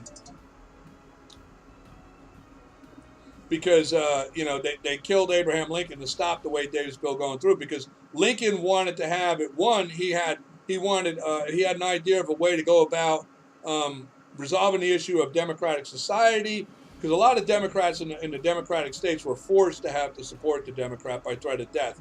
If you didn't show allegiance to them, they literally burned your house, killed your wife and children. You were considered to be, dog food. They didn't care about you. And so there had to be a transitional way for all these people in these states to be able to become Americans. But he had restrictions on them being able to vote or be a political establishment or any kind of. There was a lot of things that they wanted to do to protect us against the very things that just happened to us over the last 150 years with the Democrats. The Democrats, if the Wade-Davis bill would have went through, we would have reverted back to a single-party system with it not being allowed to have a Democratic Party or any alternate party in America, but that which was consented to under Article 4, Section 4. Further, no Democrats of those, they would have had to wait, I believe it was a dual generational, 25 years, or no, I'm sorry, I was wrong on that, 10 years they wanted, or any child born 5 years after that would go to public school or whatever and understand Americanism, so we knew that they weren't indoctrinated with Tory Democratic ideology. We needed to make sure that that didn't exist. So, and anybody who was of the Democratic states at the time would not have been allowed to vote or hold a political office or position in this country had Lincoln had his way to do it. And what people don't understand is that this comes from the famous saying of Lincoln where he said, "A house divided cannot stand." And he viewed the division of the Democrat-Republican Party, two-party system, as a division in the nation. That was in truth, and is rightfully so, the divisive cause of all issues in our country in its evolution and trying to evolve to one people of all equal of a nation self-governed by that of a Republican form of government. And the Democrats have been the only obstruction to it throughout history. But I just wanted to show you this right here so you can understand, like, and even though I say, they say 1880, 1854, this is 1804. This is 1804 campaign poster for Thomas Jefferson in 1804, which shows right here, Republican Party and the Republicans existed before 1854. And 1804 is obviously before 1826 with the Democratic Party. It was truly, and in fact known, the first political establishment, which was the Republican Party was founded under Article 4, Section 4 of the United States Constitution as the only consented to an approved political form of government allowed in this country. That's a damn fact. Understand that fact. But now as we progress again forward, I'm trying to move forward here. Okay, so the fall and decline of slavery, as I showed already, but now I want to go back to right here. We're talking about with Jimmy Carter, FDR. Okay, now we have Woodrow Wilson. That's where we were at, Woodrow Wilson. So where was I at? We're back to Woodrow Wilson. The destruction of America with Woodrow Wilson, the devastation of Black Wall Street. Look up Red Summer during 1915 with Woodrow Wilson, and you'll get the gist of what Wilson did with the Ku Klux Klan and the red shirts and the terrorism and the onslaught of murder, killing tens of thousands of Republicans, white Republicans and Black Republicans across this country, and tearing down the Black communities that were prospering so greatly because the Democrats just couldn't stand it. Now, after Woodrow Wilson was out, we got to move forward and do some repair. We hit the roaring 20s in the industrial boom of America. But Blacks did not get to prosper much. They had a really hard time struggling in the recovery of it because, you know what? Tens of thousands of white Republicans were killed, communities were destroyed, and then this opened up the door for the second Tory Democratic push for with FDR, who actually, again, through corrupt elections using the red shirts and the Ku Klux Klan and threat of death on people and the Great Depression, were able to get Democrats again back in the administration. And FDR, where they claimed that they sometimes try to claim FDR was the party switch one, right? Because he started the welfare state for the Black Americans. But in real truth, what he did was he established a way to trap them and control them in a community that they could maintain, creating the issues they wanted to keep the divisiveness going. And that's exactly what FDR did. But if you think he was really the transitional one, you got to really, and that's why I know a lot of Republicans then will jump to LBJ as being the one. They'll say, oh, well, no, I made a mistake. It wasn't, FDR, it was LBJ, Lyndon B. Johnson, who's a civil rights party switch president. Because when you bring up the fact that FDR tried to appoint Hugo Black to the Supreme Court. It was the first time that a political establishment or an administration of our government tried to elect a Ku Klux Klan member to the Supreme Court. Yeah, maybe you're not aware of that. This is what kind of throws out the whole of that, he was your civil rights guy. FDR was not your civil rights guy. I don't know if you're familiar with this. Hugo Black, first KKK Supreme Court Justice. There's got to be something, right? Justice Hugo Black, his chamber staff, and the Ku Klux Klan. So here you go. So you see, I'm not kidding you. And then too, if you just look up the history of Ku Klux Klan members in the United States government, they're for the majority all Democrats, and the only ones that were Republican are known as rhinos, Republican in name only. They were Democrats who portrayed or played to be Republicans, joined the Republican Party in an attempt to try and create, like what rhinos do, is they pretend to be Republicans, join the Republican Party, like Mike Pence. Mike Pence is a rhino. Mike Pence is no real Republican. He's a goddamn traitor to this country. An evil, democratic, racist scumbag is what Mike Pence is. And, he's a freaking scumbag. And he's a racist, no-good bastard himself. He's another one like Bill Clinton. Had roots back when he was younger with the Ku Klux Klan. And there were people when he came out first running for a political establishment that pointed that out. But, they sweep that on. I can't believe blacks are like, well, you know what? That's okay. I understand he was in the Klan. He changed. You freaking people are idiots, really. I can't believe how naive you are. Like you take, for instance, the longest running Ku Klux Klan member in the Democratic Party was Robert Byrd. Okay, Robert Byrd. This guy was a recruiter called a Kugel for the Ku Klux Klan. and he was praised by the Klan, by the Democrats to the day he died. Okay, and let me tell you something too. You got to be a real naive fool if you think this guy, Democrats go, oh, he changed his ways and he left the Klan and he became a good guy. Really? Let me tell you something straight up right now. Anybody who knows the truth of the Ku Klux Klan, the history of the Democrats knows this is a goddamn fact. For you to reach the levels of like Grand Wizard or Kugel, levels of high ranking in the Klan, the Claron of the Ku Klux Klan's rules state very clearly: to ensure your loyalty and that they will always have your loyalty, you must be witness killing, beating to death, shooting somehow, whatever, a black person by high-ranking Klan members, so that they have something on you. So if you ever turn on the Klan, they could release to the authorities and have you put away for life for murder. So understand, Robert Byrd, in order to reach Kugel level, of the level he was in the Klan, had to have killed a black man in front of the Klan higher officials, with evidence of fact to prove it, for him to be able to hold those titles. And as well, the rules in the Claron of the Ku Klux Klan state very clearly, once you reach a certain level of what is called like ranking levels, and where you're considered a first private soldier level in the Klan, there's no exiting the Klan after that level. You are too privy to too much information. You are not allowed to leave the Klan. If you want out, there is one way. They'll kill you, and that's it. And if you try to leave the Klan above that level, or you do anything, they're going to kill you. So if Robert Byrd left the Klan as a Kugel, he'd be dead. They killed him. Because it's not permitted. And they don't play around, trust me. They're like the Islamic Muslims. They don't play around. The Muslims kill you for apostasy if you try to leave Islam. Same thing with the Democrats. You try to leave the Ku Klux Klan or their red shirts, you're going to die.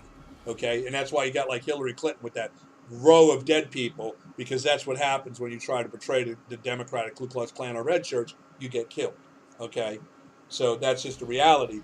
Like even with like now, so we put that out of the way. Hugo Black was a Supreme Court justice of the Ku Klux Klan that FDR tried to appoint to the Supreme Court.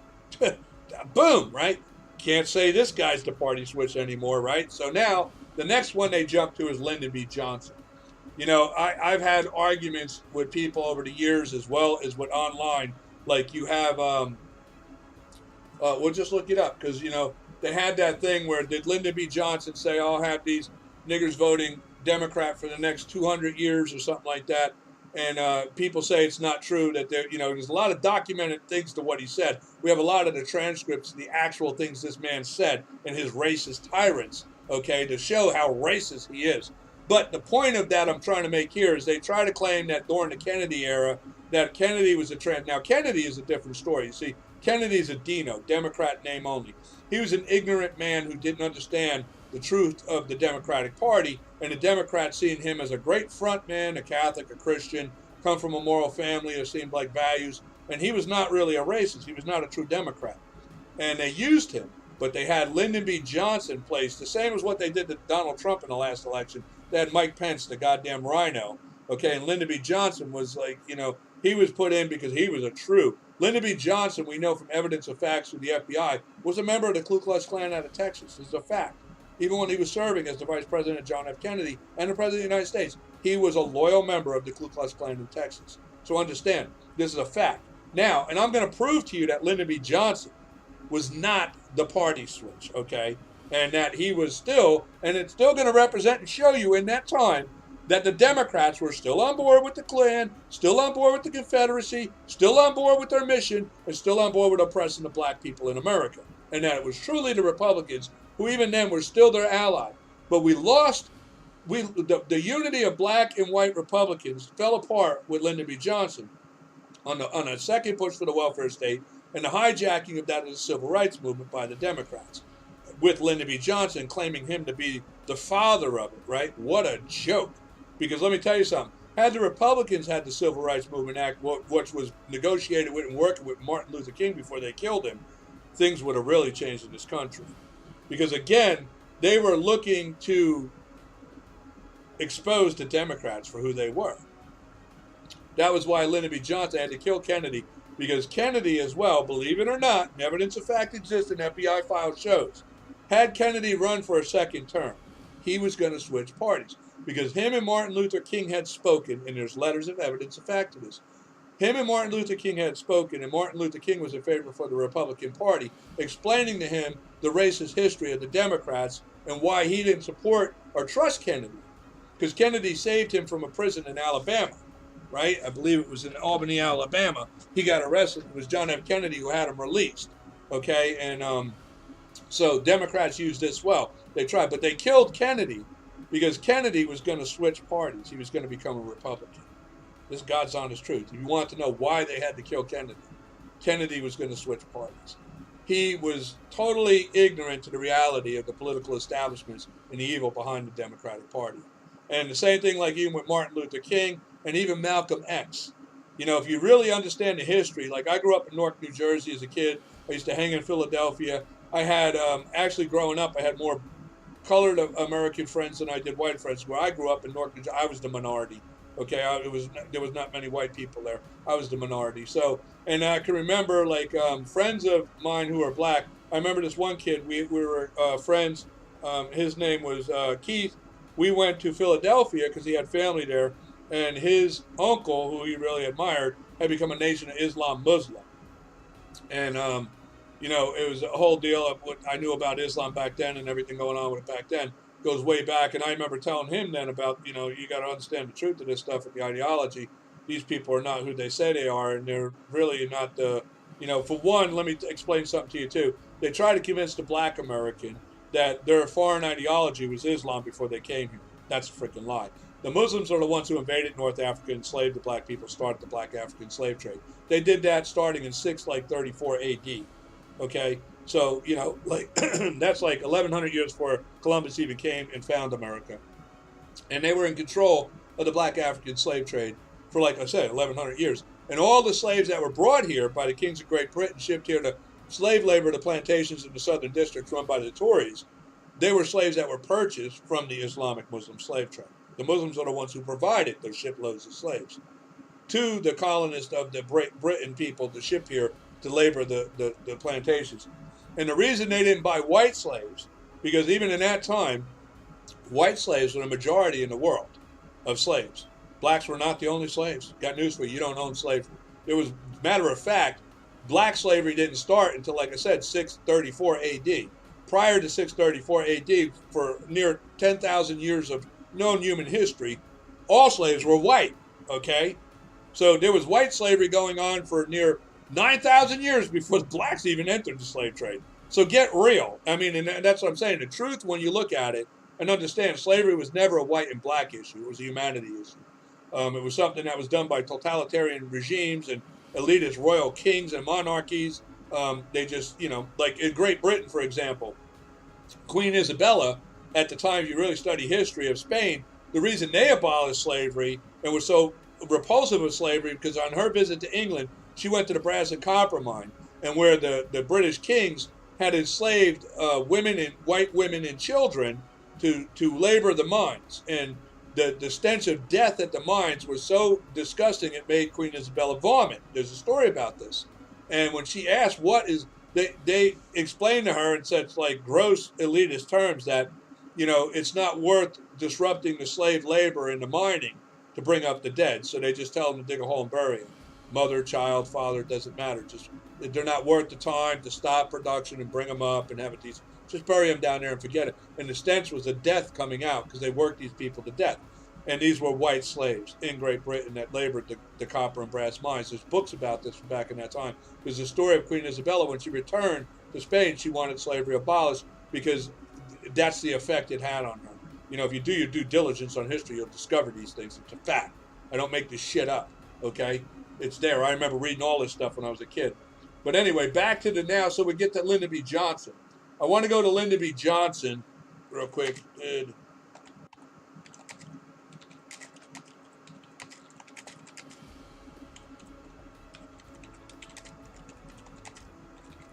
Now I know Snoops denies this, and that's what I'm looking for right here, Snoops. And this, I know this because I argued so much with Snoops because, you know what? They deny that he said, because there's no transcript of it. But it said, did LBJ say, I'll have those N-words, voting Democrat for 200 years? And it says here that, President Lyndon B. Johnson once said, I'll have those niggers voting Democrat for 200 years. Unproven. They don't deny it's unproven because they don't have a transcript. But this is my point.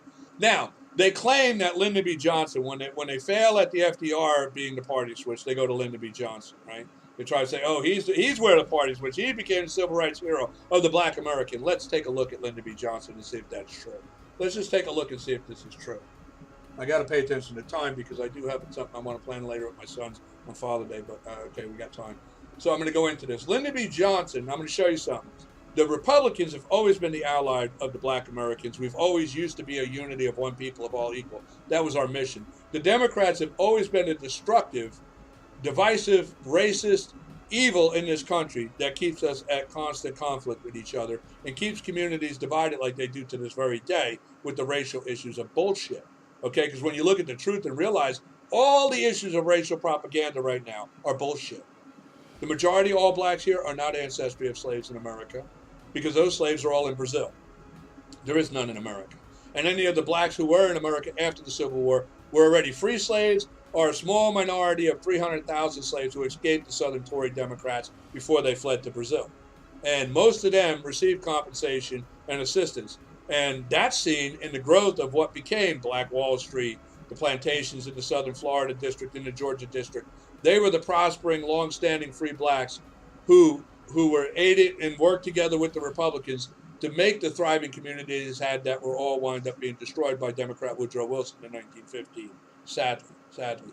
And then the downhill progression there to FDR, who as well, with the red shirts and too, there's FBI, by Hoover, an FBI guy, there's many files in our federal archives that show the investigation ongoing from the time of Woodrow Wilson forward with Hoover about the Democrats' intent to infiltrate all political systems within local state government, to keep their secret society of the red shirts, and to use the Ku Klux Klan as an outright visual diversion to create and keep racism going and to keep a division in the country, and as a distraction away from who they really are. Facts are facts. But real quick, Lyndon B. Johnson I want to get to so we get this proof right here. Now, Lyndon B. Johnson, which Obama, when he claims to have in his Harvard speech when he was president, claimed about his Harvard speech that he did in reference to Lyndon B. Johnson, which is ridiculous. It's kind of like so ironic in what you would call ignorance, total ignorance and hypocrisy with Obama, that he's in the Democratic Party and he's mocking his own Democratic president for what he said during the time of when the Democrats claim as the party switched, to where the Democratic president that he's mocking, even Obama mocks him for the speech, supposedly the party switch, right? But let's take a look at this now. I want to read something to you here. Now, this is what Lyndon B. Johnson said in relation to black people after Kennedy was killed and he was president. These Negroes, they're getting pretty uppity these days, and that's a problem for us. Since they've got something now they never had before, the political pull to back their uppityness. Now, we've got to do something about this. We've got to give them something. Give them a little something, just enough to quiet them down, not enough to make a difference. For if we don't, then their allies will line up against us, and there'll be no way of stopping them. We'll lose the filibuster. There'll be no way of putting a break on all sorts of wild legislation. It'll be Reconstruction all over again. Now, mind you, who do you think he's talking about here as their allies? Who is in charge of Reconstruction? Who fought the Civil War to end slavery and free the blacks? Republicans. You see, Lyndon B. Johnson in this very speech is admitting that the blacks' allies are the Republicans, not the Democrats. Because, like he said, these Negroes, they're getting pretty uppity these days. That's a problem for us. Who's us he's speaking of? He's the Democratic administration president. Us is the Democrats. You see, that's the problem who the blacks are for them. That's what he's saying. And when he mentions the allies, there's only one other party. And there's only one known allies of Reconstruction, the Republicans. You see, your blacks got to wake up. You got to wake up. Donald Trump, when he was running, is trying to tell you this. Many, like Candace Owens, trying to tell you this. A lot of blacks out there trying to tell you this. There's Ben Carson's trying to tell you the truth, why he's a Republican, and the history of it. You have Jesse Peterson, another guy who always talks about this, and many blacks call up and rant and rave this guy. They call him Uncle Tom and all these crazy things. But you know what? He understands the truth of what I'm telling you. He knows the history. He knows. That's why he's a Republican. He calls Donald Trump the Great White Hope, and it's kind of like the second Lincoln or whatever. But that's the deal. But here you can see Lyndon B. Johnson is not the civil rights president for black people. He was the guy who trapped you in the freaking ghettos and with welfare state, and they have you there ever since. And he ain't kidding. Look what they did. That you're ignorantly unaware of all the things I'm telling you, Black America. And if you do now you have phones. Technology is everywhere. Everything I'm telling you, if you can't read or you don't understand, you got somebody got a phone. Tell them to look these things up. Fact check me. If you don't believe what I'm saying, prove me wrong. Go out there and prove me wrong. Because you can't. Everything I'm telling you is the facts and truth. And the Democrats, they have that saying, right? They choose truth over facts. Now, I want you to understand what they mean by that. Because that's like what all totalitarian regimes of oppression do. They choose truth over facts because they choose their truth. You are only allowed to believe what they tell you. And they tell you, don't look at the facts. Because they know if you look at the facts like I'm showing you, you're going to find out their truth is lies. They're going to get busted. And that's what I want to do, expose them and get them busted. Because the only way we're going to fix this nation, the only way we're going to stop the madness in this nation is to face the truth. We are a nation in trust of God, and God is the God of truth. And when we face the truth and realize the reality of it, we will see who the enemy is. We will see who the one divides our country is. We will see the ones who cause all the social division, issues, and racial conflicts in this country. We will see it all. And then we can start to fix it. But the truth is, the problem in this country is the Democrats, because when you realize what I'm saying, and the other thing I want to show you too, right here, let's see if I can find it.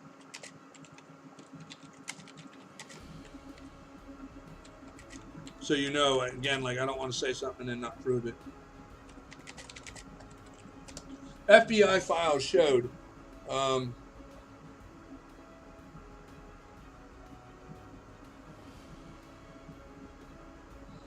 Lyndon B. Johnson, assassinated documents reveal. If you look it up, there's a document by the FBI that reveals that Lyndon B. Johnson was a member of the Ku Klux Klan. It's verified by the FBI. He was a member of the Ku Klux Klan out of Texas.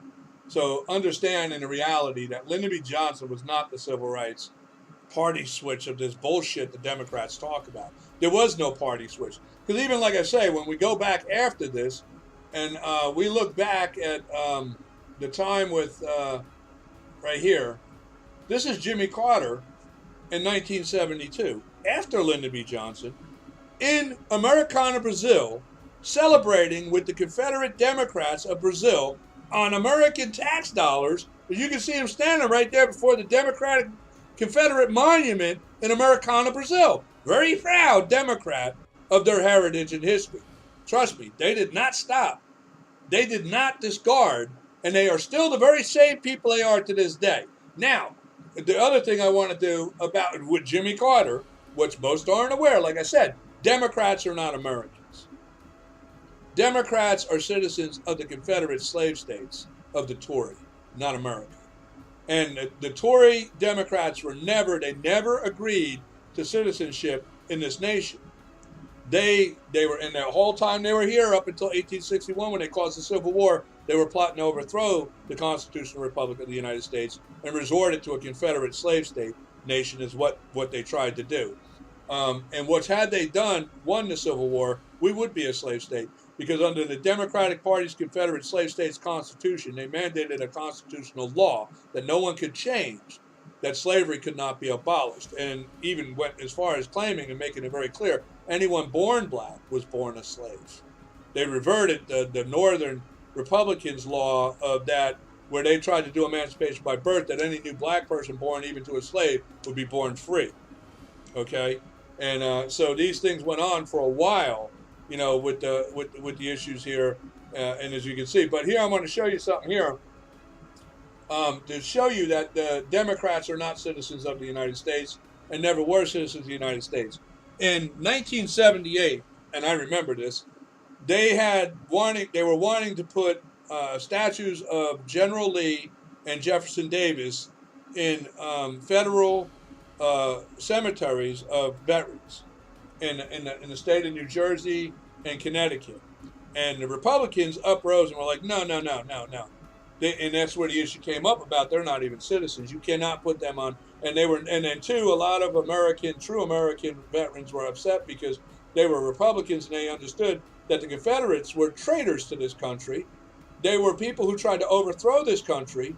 They were always the enemies within. They were the Tory. They were never Americans. They just didn't want to have any association with Democrats, Tory Democrats, in any way being associated with true American patriots inside what would be considered American veteran military graveyards. They just didn't want our American parks, that federal parks. They didn't want it. So they had to write on the argument of which I believe it was one of the Supreme Court justices in Connecticut had ruled that they cannot put monuments of people who are not citizens or Americans in federal parks. So what did Jimmy Carter and the proud Democrats of their Confederate slave history do? Jimmy Carter pardoned Jefferson Davis and granted him citizenship in I believe it was 1978. Let me see.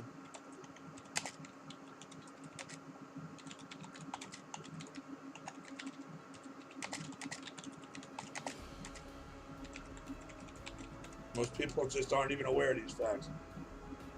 The pardon of Jefferson Davis, the 14th Amendment, right? 1978. Yeah, I was right. Right here. Let's see if we can get it up. There we go. Jefferson right here. And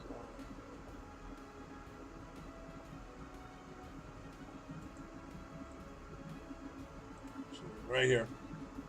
Jimmy Carter in 1978 with the Democrats. Supposedly now they're the Republicans, right? They switched parties. They totally condemn all the slavery issues and racism and all. But here it is in 1978. Jimmy Carter, on the push of the entire Democratic administration, who wants to proudly represent their Democratic history of the Confederacy, they want Jefferson Davis in all these federal parks. So Jimmy Carter grants him a pardon and citizenship in the United States so they can put Jefferson Davis's monuments in federal parks and cemeteries or anywhere there's monuments or things to that of the veterans of America, to include them with American history. You see, they were never a part of our history. The Democrats have always been the enemies within. The true political establishment of them represent like him. His ancestry goes back to the British Tory Jimmy Carter. He was a Tory, his family were Tory. They owned a plantation that they controlled thousands of black slaves on. And his family took their slaves and went to Brazil, into Americana Brazil. And Jimmy Carter was part of the Democrats who stayed here and maintained a part of their plantation land in Georgia. He's a peanut farmer, and his family's always been in that back there. They used to own the slave plantations. So understand, and that's who the true Democrats are, and they still are to this very day. And they're the founders of the Ku Klux Klan, and they are the Ku Klux Klan today, and the Red Shirt organization. The Red Shirts are an elite society organization that infiltrates local, state, and federal government across the country, where they're trying to grow a dominance of majority rule in the country. And they keep trying to push their democratic democracy agenda. And a lot of ignorant, dumb, stupid Americans who just simply are too lazy-minded. I mean, I didn't even, like I say, start going to school until I was near 13, but I was self-educated in the libraries. I taught myself to read when I was 5. So that's how I know all these things. You see, I want to know my country. Like I said, when I was a kid, I shot shoes. I used to go in the diner with my pop, my uncle, and them. A lot of veterans hanging out in there. They are the ones who instilled values in me and knowing the truth of my nation and being proud to be an American. When I was a kid, it was an awesome thing to be an American. We are and we still are the greatest people on this earth, most blessed by God and loved by God. I don't care what anybody says, okay? But, this is the fact. I just want to show you the truth of some things that you got to consider. I'm going to continue doing live feeds and talking about these things, and hopefully somewhere it stirs up something. In some way we can do a public debate. I'll meet with any Democrat who wants to talk about these things in public, but you won't because you're cowards. Because I can expose the truth to you because the facts are there. And most of the public Democrat and even the ones who run for political office are just puppets. They don't know. Okay, all the public, like for instance the blacks, you can't blame the blacks in all truth and honesty. Because the majority of the blacks who support the Democratic Party are victims of the democratic institution of of welfare states, where they keep them trapped under poverty, crime, violence, drugs, alcoholism. Planned Parenthood exterminates most of the race of the black people because the Democrats, they love Planned Parenthood. It keeps the population of blacks down in the country. That's why they only represent 13% of the population, because the Democrats with Planned Parenthood keep killing them. I mean, it's just ridiculous. And the evidence of things like, little Candace Owens, she gets it. She's like trying to wait. And then now, what do the Democrats do? A young black American Republican girl who is trying to wake up her, the black Americans to reality and tell them the truth. The Democrats turn around and call her a freaking racist, a black woman, a racist, because she's with the Republicans. Really? The Democrats who founded who are from the very beginning, the Tories, who owned the plantations with the majority of slaves in this country, who formed the Democratic Party in 1826 as a pro-slavery party to protect the interests of slave owners, not free blacks, who caused the Civil War, who formed the Ku Klux Klan, the red shirts, who literally lynched more white Republicans during Grover Cleveland than blacks, in killing black and white Republicans during his 2 terms. And then Woodrow Wilson and then LBJ and I mean, come on, really? And then Jimmy Carter. And then, like I say, you want to think that it really changed. Let me show you something right now, right? Because I'm going to show you, I want to just go to here, and we're going to look up to end this real quick. Here's Hillary Clinton praising Robert Byrd. If you don't know who Robert Byrd is, he's the longest standing Democratic senator that ever lived. Robert Byrd was a Ku Klux Klan member out of Virginia. Longest standing Ku Klux Klan member. He was a cougar with the Klan. And when he died, the Democratic Party honored him as unbelievable. And even Joe Biden, the current president right now, said that he was the founding principles of democracy in the Democratic Party. And this is all just recently when the guy died. Robert Byrd, right here. I want you to hear this. Think of me as the third senator from New York Senate. Heartfelt thanks for having me. Now, here's what I want to. This was your last presidential front runner, Hillary Clinton, right? Before this idiot we got right now, and she is a Democratic face of the Democratic Party. Okay, this is the one who called the black people in the Democratic communities predators. You all forget so quickly. How quickly you all forget everything is amazing to me. Just amazing. Not to mention, too, something all you black Americans that are ignorant to the reality you need to look. All the monuments of the Confederates that are up? They started going up when Woodrow Wilson in 1950 started Parks and Recreations, including Stone Mountain in Georgia.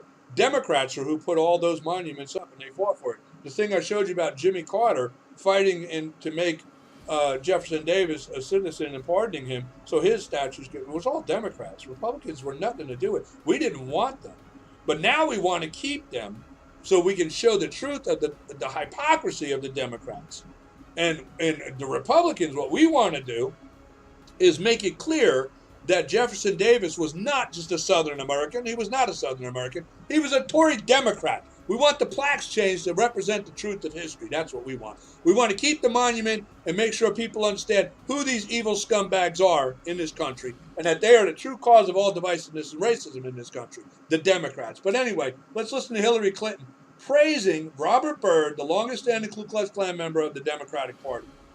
Has lost a true American vision, my friend and mentor of the sea. Senator Byrd was a man of surpassing eloquence and wisdom, and I will remember him for many things, but most of all. So as you can see, right? And you want to know what? This is what amazes me. Could you imagine if Donald Trump, right, or any Republican, like Ron DeSantis, imagine Ron DeSantis coming forward trying to defend a former Ku Klux Klan member. What the hell would happen if that happened, right? Boy, I guarantee there'd be freaking riots and looting going on everywhere, and the freaking black Americans would be going through it. Ah! But you know what? Isn't it amazing that a Democrat can defend claimed to be former Ku Klux Klan member? He was a Ku Klux Klan member up to the freaking day he died. And right now, I'll tell you what, Clinton and all of them are in the Klan. I don't give a shit what anybody says. And Mike Pence, a Klan member, he's a red shirt. Trust that. I believe that 100%, that traitor, no good scumbag rhino. And so you understand, too, it's the Democrats and the true principles of the threat to this country. It's the true, like her, and those who know who they are, like Jimmy Carter, and the real Confederate monument building honorable people who are of Americana Brazil's Confederate Party that still exists, that those are the threat. Okay? The majority of you Democratic public are just ignorant people who just are lazy-minded and failed to do the research to know what you're really representing. And you clearly are ignorant to the reality of what's right in front of you, the things I'm showing you, that show the truth of who these people really are. They still honor, they still brag about, they still hold on to, and they still want their Confederate slave states, trust me. And they still are very proud of what they did. And they're very proud of what they do today and how they control the black communities across this country. The majority of all Democratic-controlled cities and states are where all the issues happen. Who controls Chicago? Republicans or Democrats? Democrats. Who controls California, Los Angeles, all the riot, looting and everything? Democrats. Newark, New Jersey, Democrats. Brooklyn, Newark, New York, Democrats. Everywhere that you see police brutality, poverty, drugs, unemployment, destructive communities, decay, it's all run by Democrats. But yet, it's the Republicans' fault somehow. And then, too, even some blacks who say, well, why don't the Republicans? We can if you don't elect us. If you elected Republicans, you would see a big change in your community. If you elected Republicans and we abolished this goddamn party, because in truth, what I'm showing you, and the history makes clear and the facts of evidence make clear, they are the cause of all the problems in this country. If we want to fix this country, we need to get rid of the problem. And the problem is the Democratic Party, the true establishment of the Democratic Party. And the way we do that is tell the truth to those of the ignorant, and because the reason that a lot of people are ignorant, as far as black Americans, and it's not really their fault, is because the education system in the Democratic-controlled black communities is decayed, it's rotten. And look what they're doing to them now. They confounded the hell out of these people with all this sexual orientation bullshit as a distract away from them from wanting to learn the truth of history.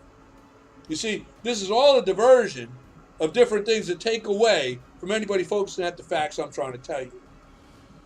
And when we face it, you see, Democrats, if you remember Joe Biden, I'll find it, right? But real quick, I want to go some. I want to show you Bill Clinton defending a Ku Klux Klan member.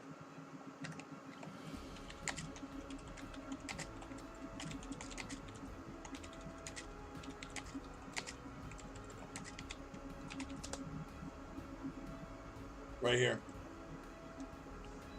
Imagine a Republican saying this today. It would be freaking amazing. He did as good a job for you as he could. As far as he was concerned, there was no such thing as too much for West Virginia. But the one thing he would not do, even for you, is violate his sense of what was required to maintain the integrity of the Constitution and the integrity. Mind you of this, I'm a Republican, I'm an American, I love my country, I know my history. This guy is not talking about the United States Constitution, he's talking about the Confederate States Constitution. And that Constitution, these true Democrats like him, these racist scumbags, they honor that Constitution. I'm going to show you that Constitution in a minute. We're going to look at some of the things in the Democratic Party's Confederate States Constitution in a minute. But they understand something. He is not talking about the United States Constitution. He is talking about the Confederate Slave States Constitution, because that's what they're loyal to, and that's a goddamn fact. Everybody needs to wake up to it. Integrity of the United States Senate, so that America could go on when we were wrong as well as right. So we would never be dependent on always being right. He's talking about Robert Byrd. There are a lot of people who wrote these eulogies for Senator Byrd in the newspapers, and I've read a bunch of them. They mentioned that he once had a fleeting association with the Ku Klux Klan. What does that mean? I know what it means. He was a country boy for building So pretty much Bill Clinton just defended a claimed to be former member of the Ku Klux Klan. I'm going to tell you right now, he said fleeting moment. Let me tell you something. You do not become a high-ranking Kugel with the Ku Klux Klan in a fleeting moment.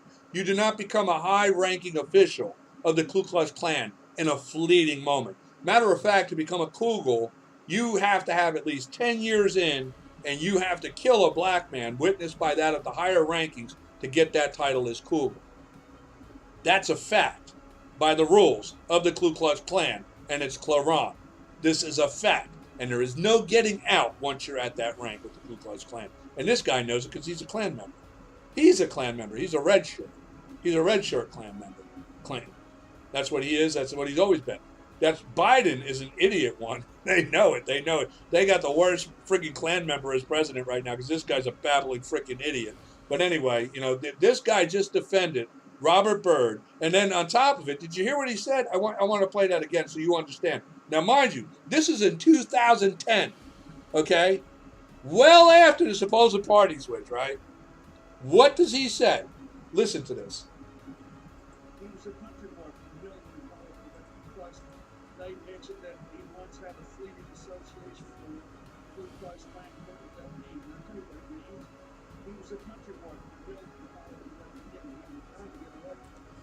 You hear that? He was a country boy from the Hill of Hollows of Virginia. He was trying to get elected. So, pretty much, if you wanted to increase your chances of being elected in the Democratic Party, you would be having better chance if you were in the Ku Klux Klan. That's what he just said.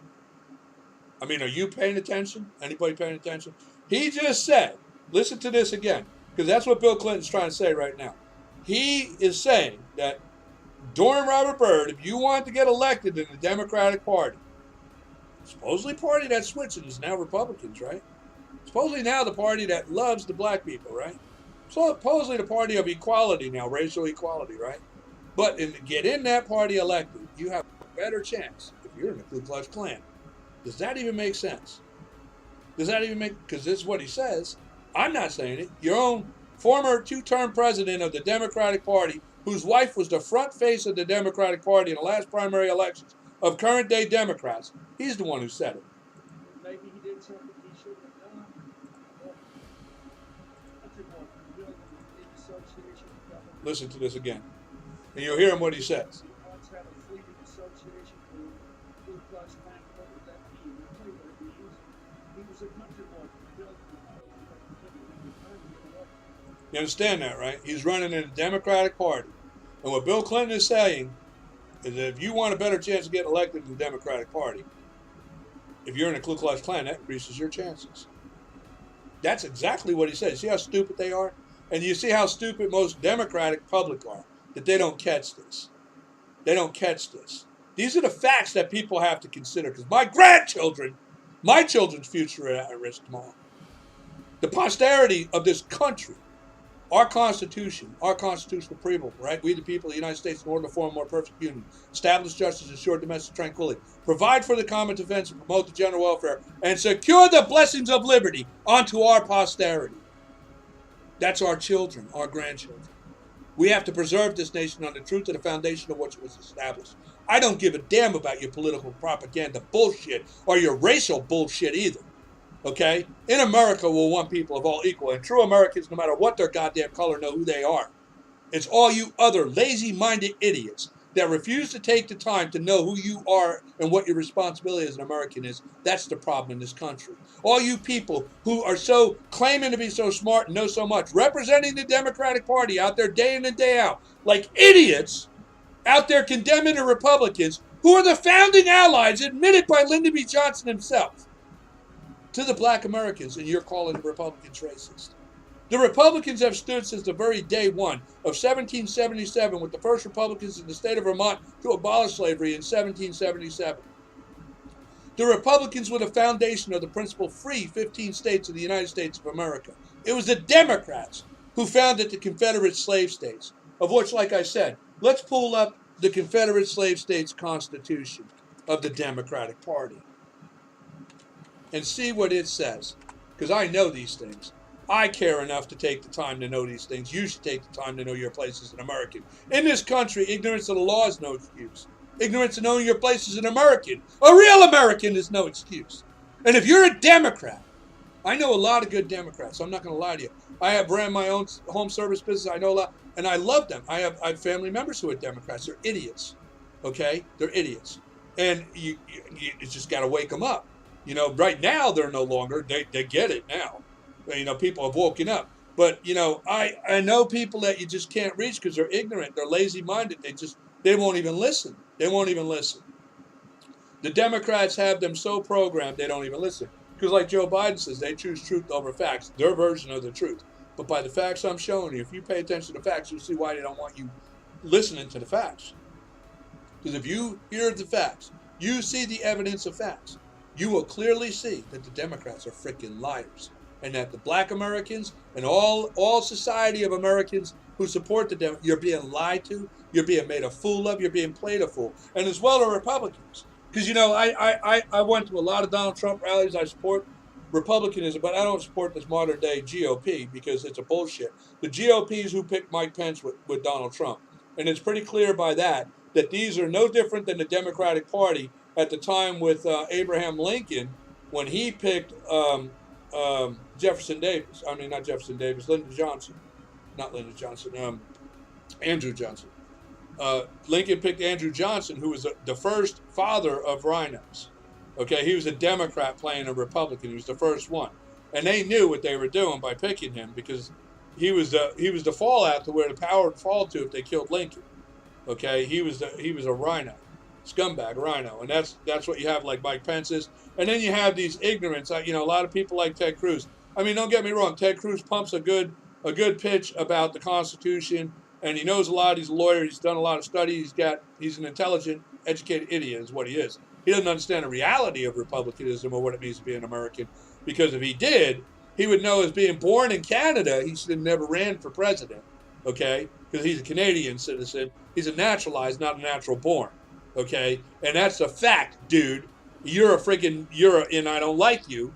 And I don't like Marco Rubio either, because you're both of you fucking hypocrites, okay? Because you know what? You both claim about all your term limits, but you're running again, aren't you?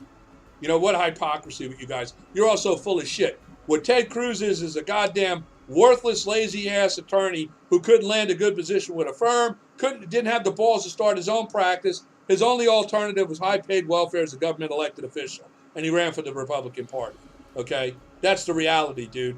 I don't give a damn what anybody says. I'm sick of all you paper-brained, worthless, lazy-ass people who run for government, lawyers and what have you. We need real Americans in our government. We need real everyday working-class, business-class people. People who know what the hell they're doing. And I'm sorry, if you don't like Donald Trump, I don't care. I don't care for the man's... personally, I'm not a fan of anybody. But I'll tell you what, as a businessman, and what he did in that 4 years in this country was unprecedented in our history, okay? And he had this nation on fire, economically booming and prospering toward the future. All Americans as well, just like a real Republican would do. Like during the time before Woodrow Wilson in 1915, Donald Trump would have led to that of, again, another black America. We would have been a unified nation moving forward with wealth, prosperity, and liberty for all. But no, ignorance is the cause of this whole switch around. Ignorance, lies, deception, division, all caused by the Democrats, because that's what the Democrats do. They cause all this social division, racial division, conflict division, religious division.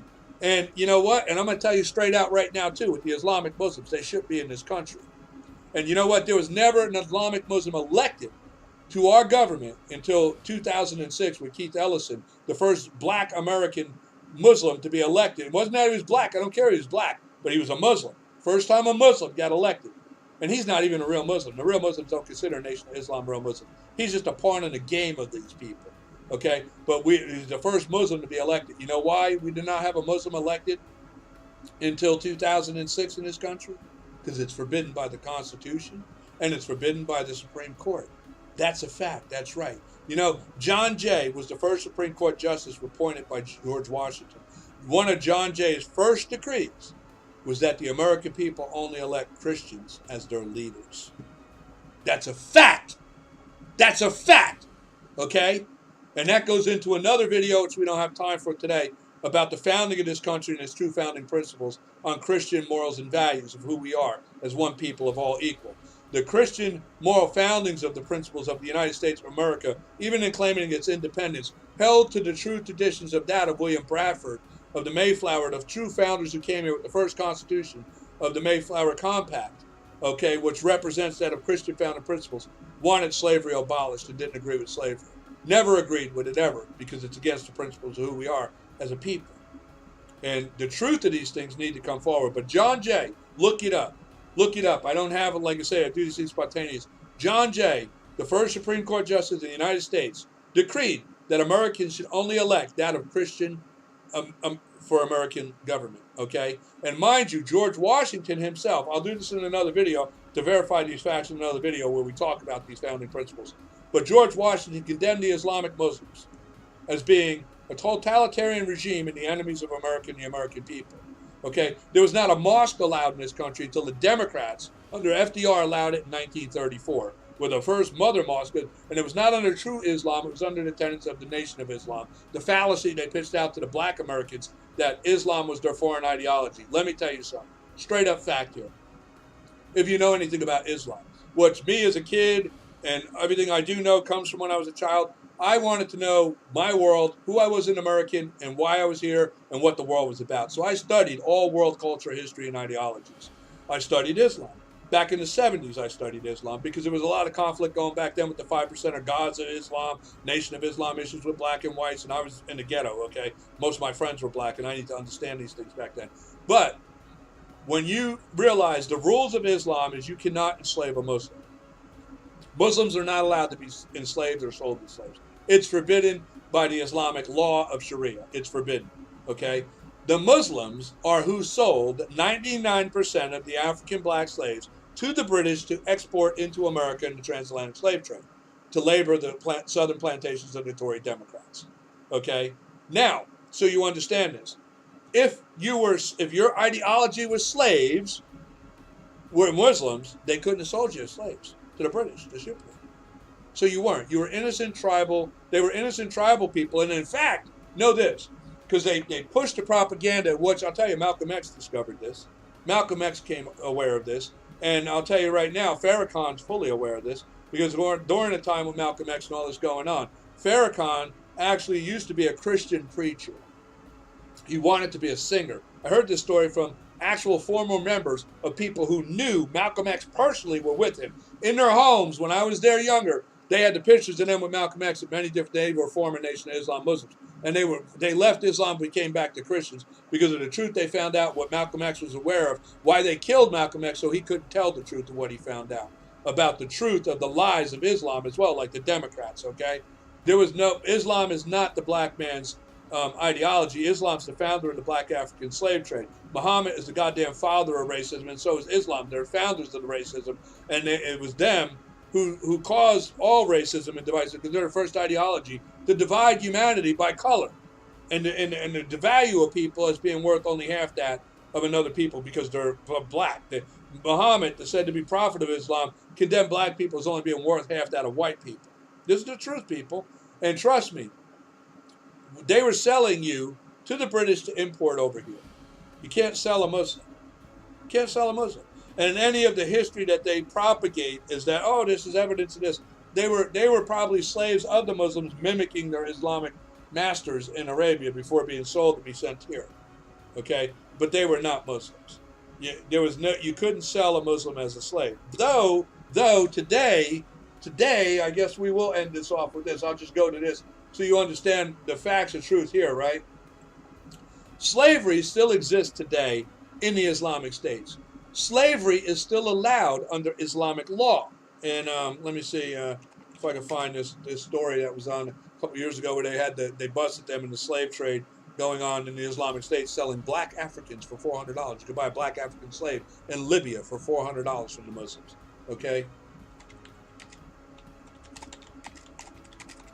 I'm going to find this.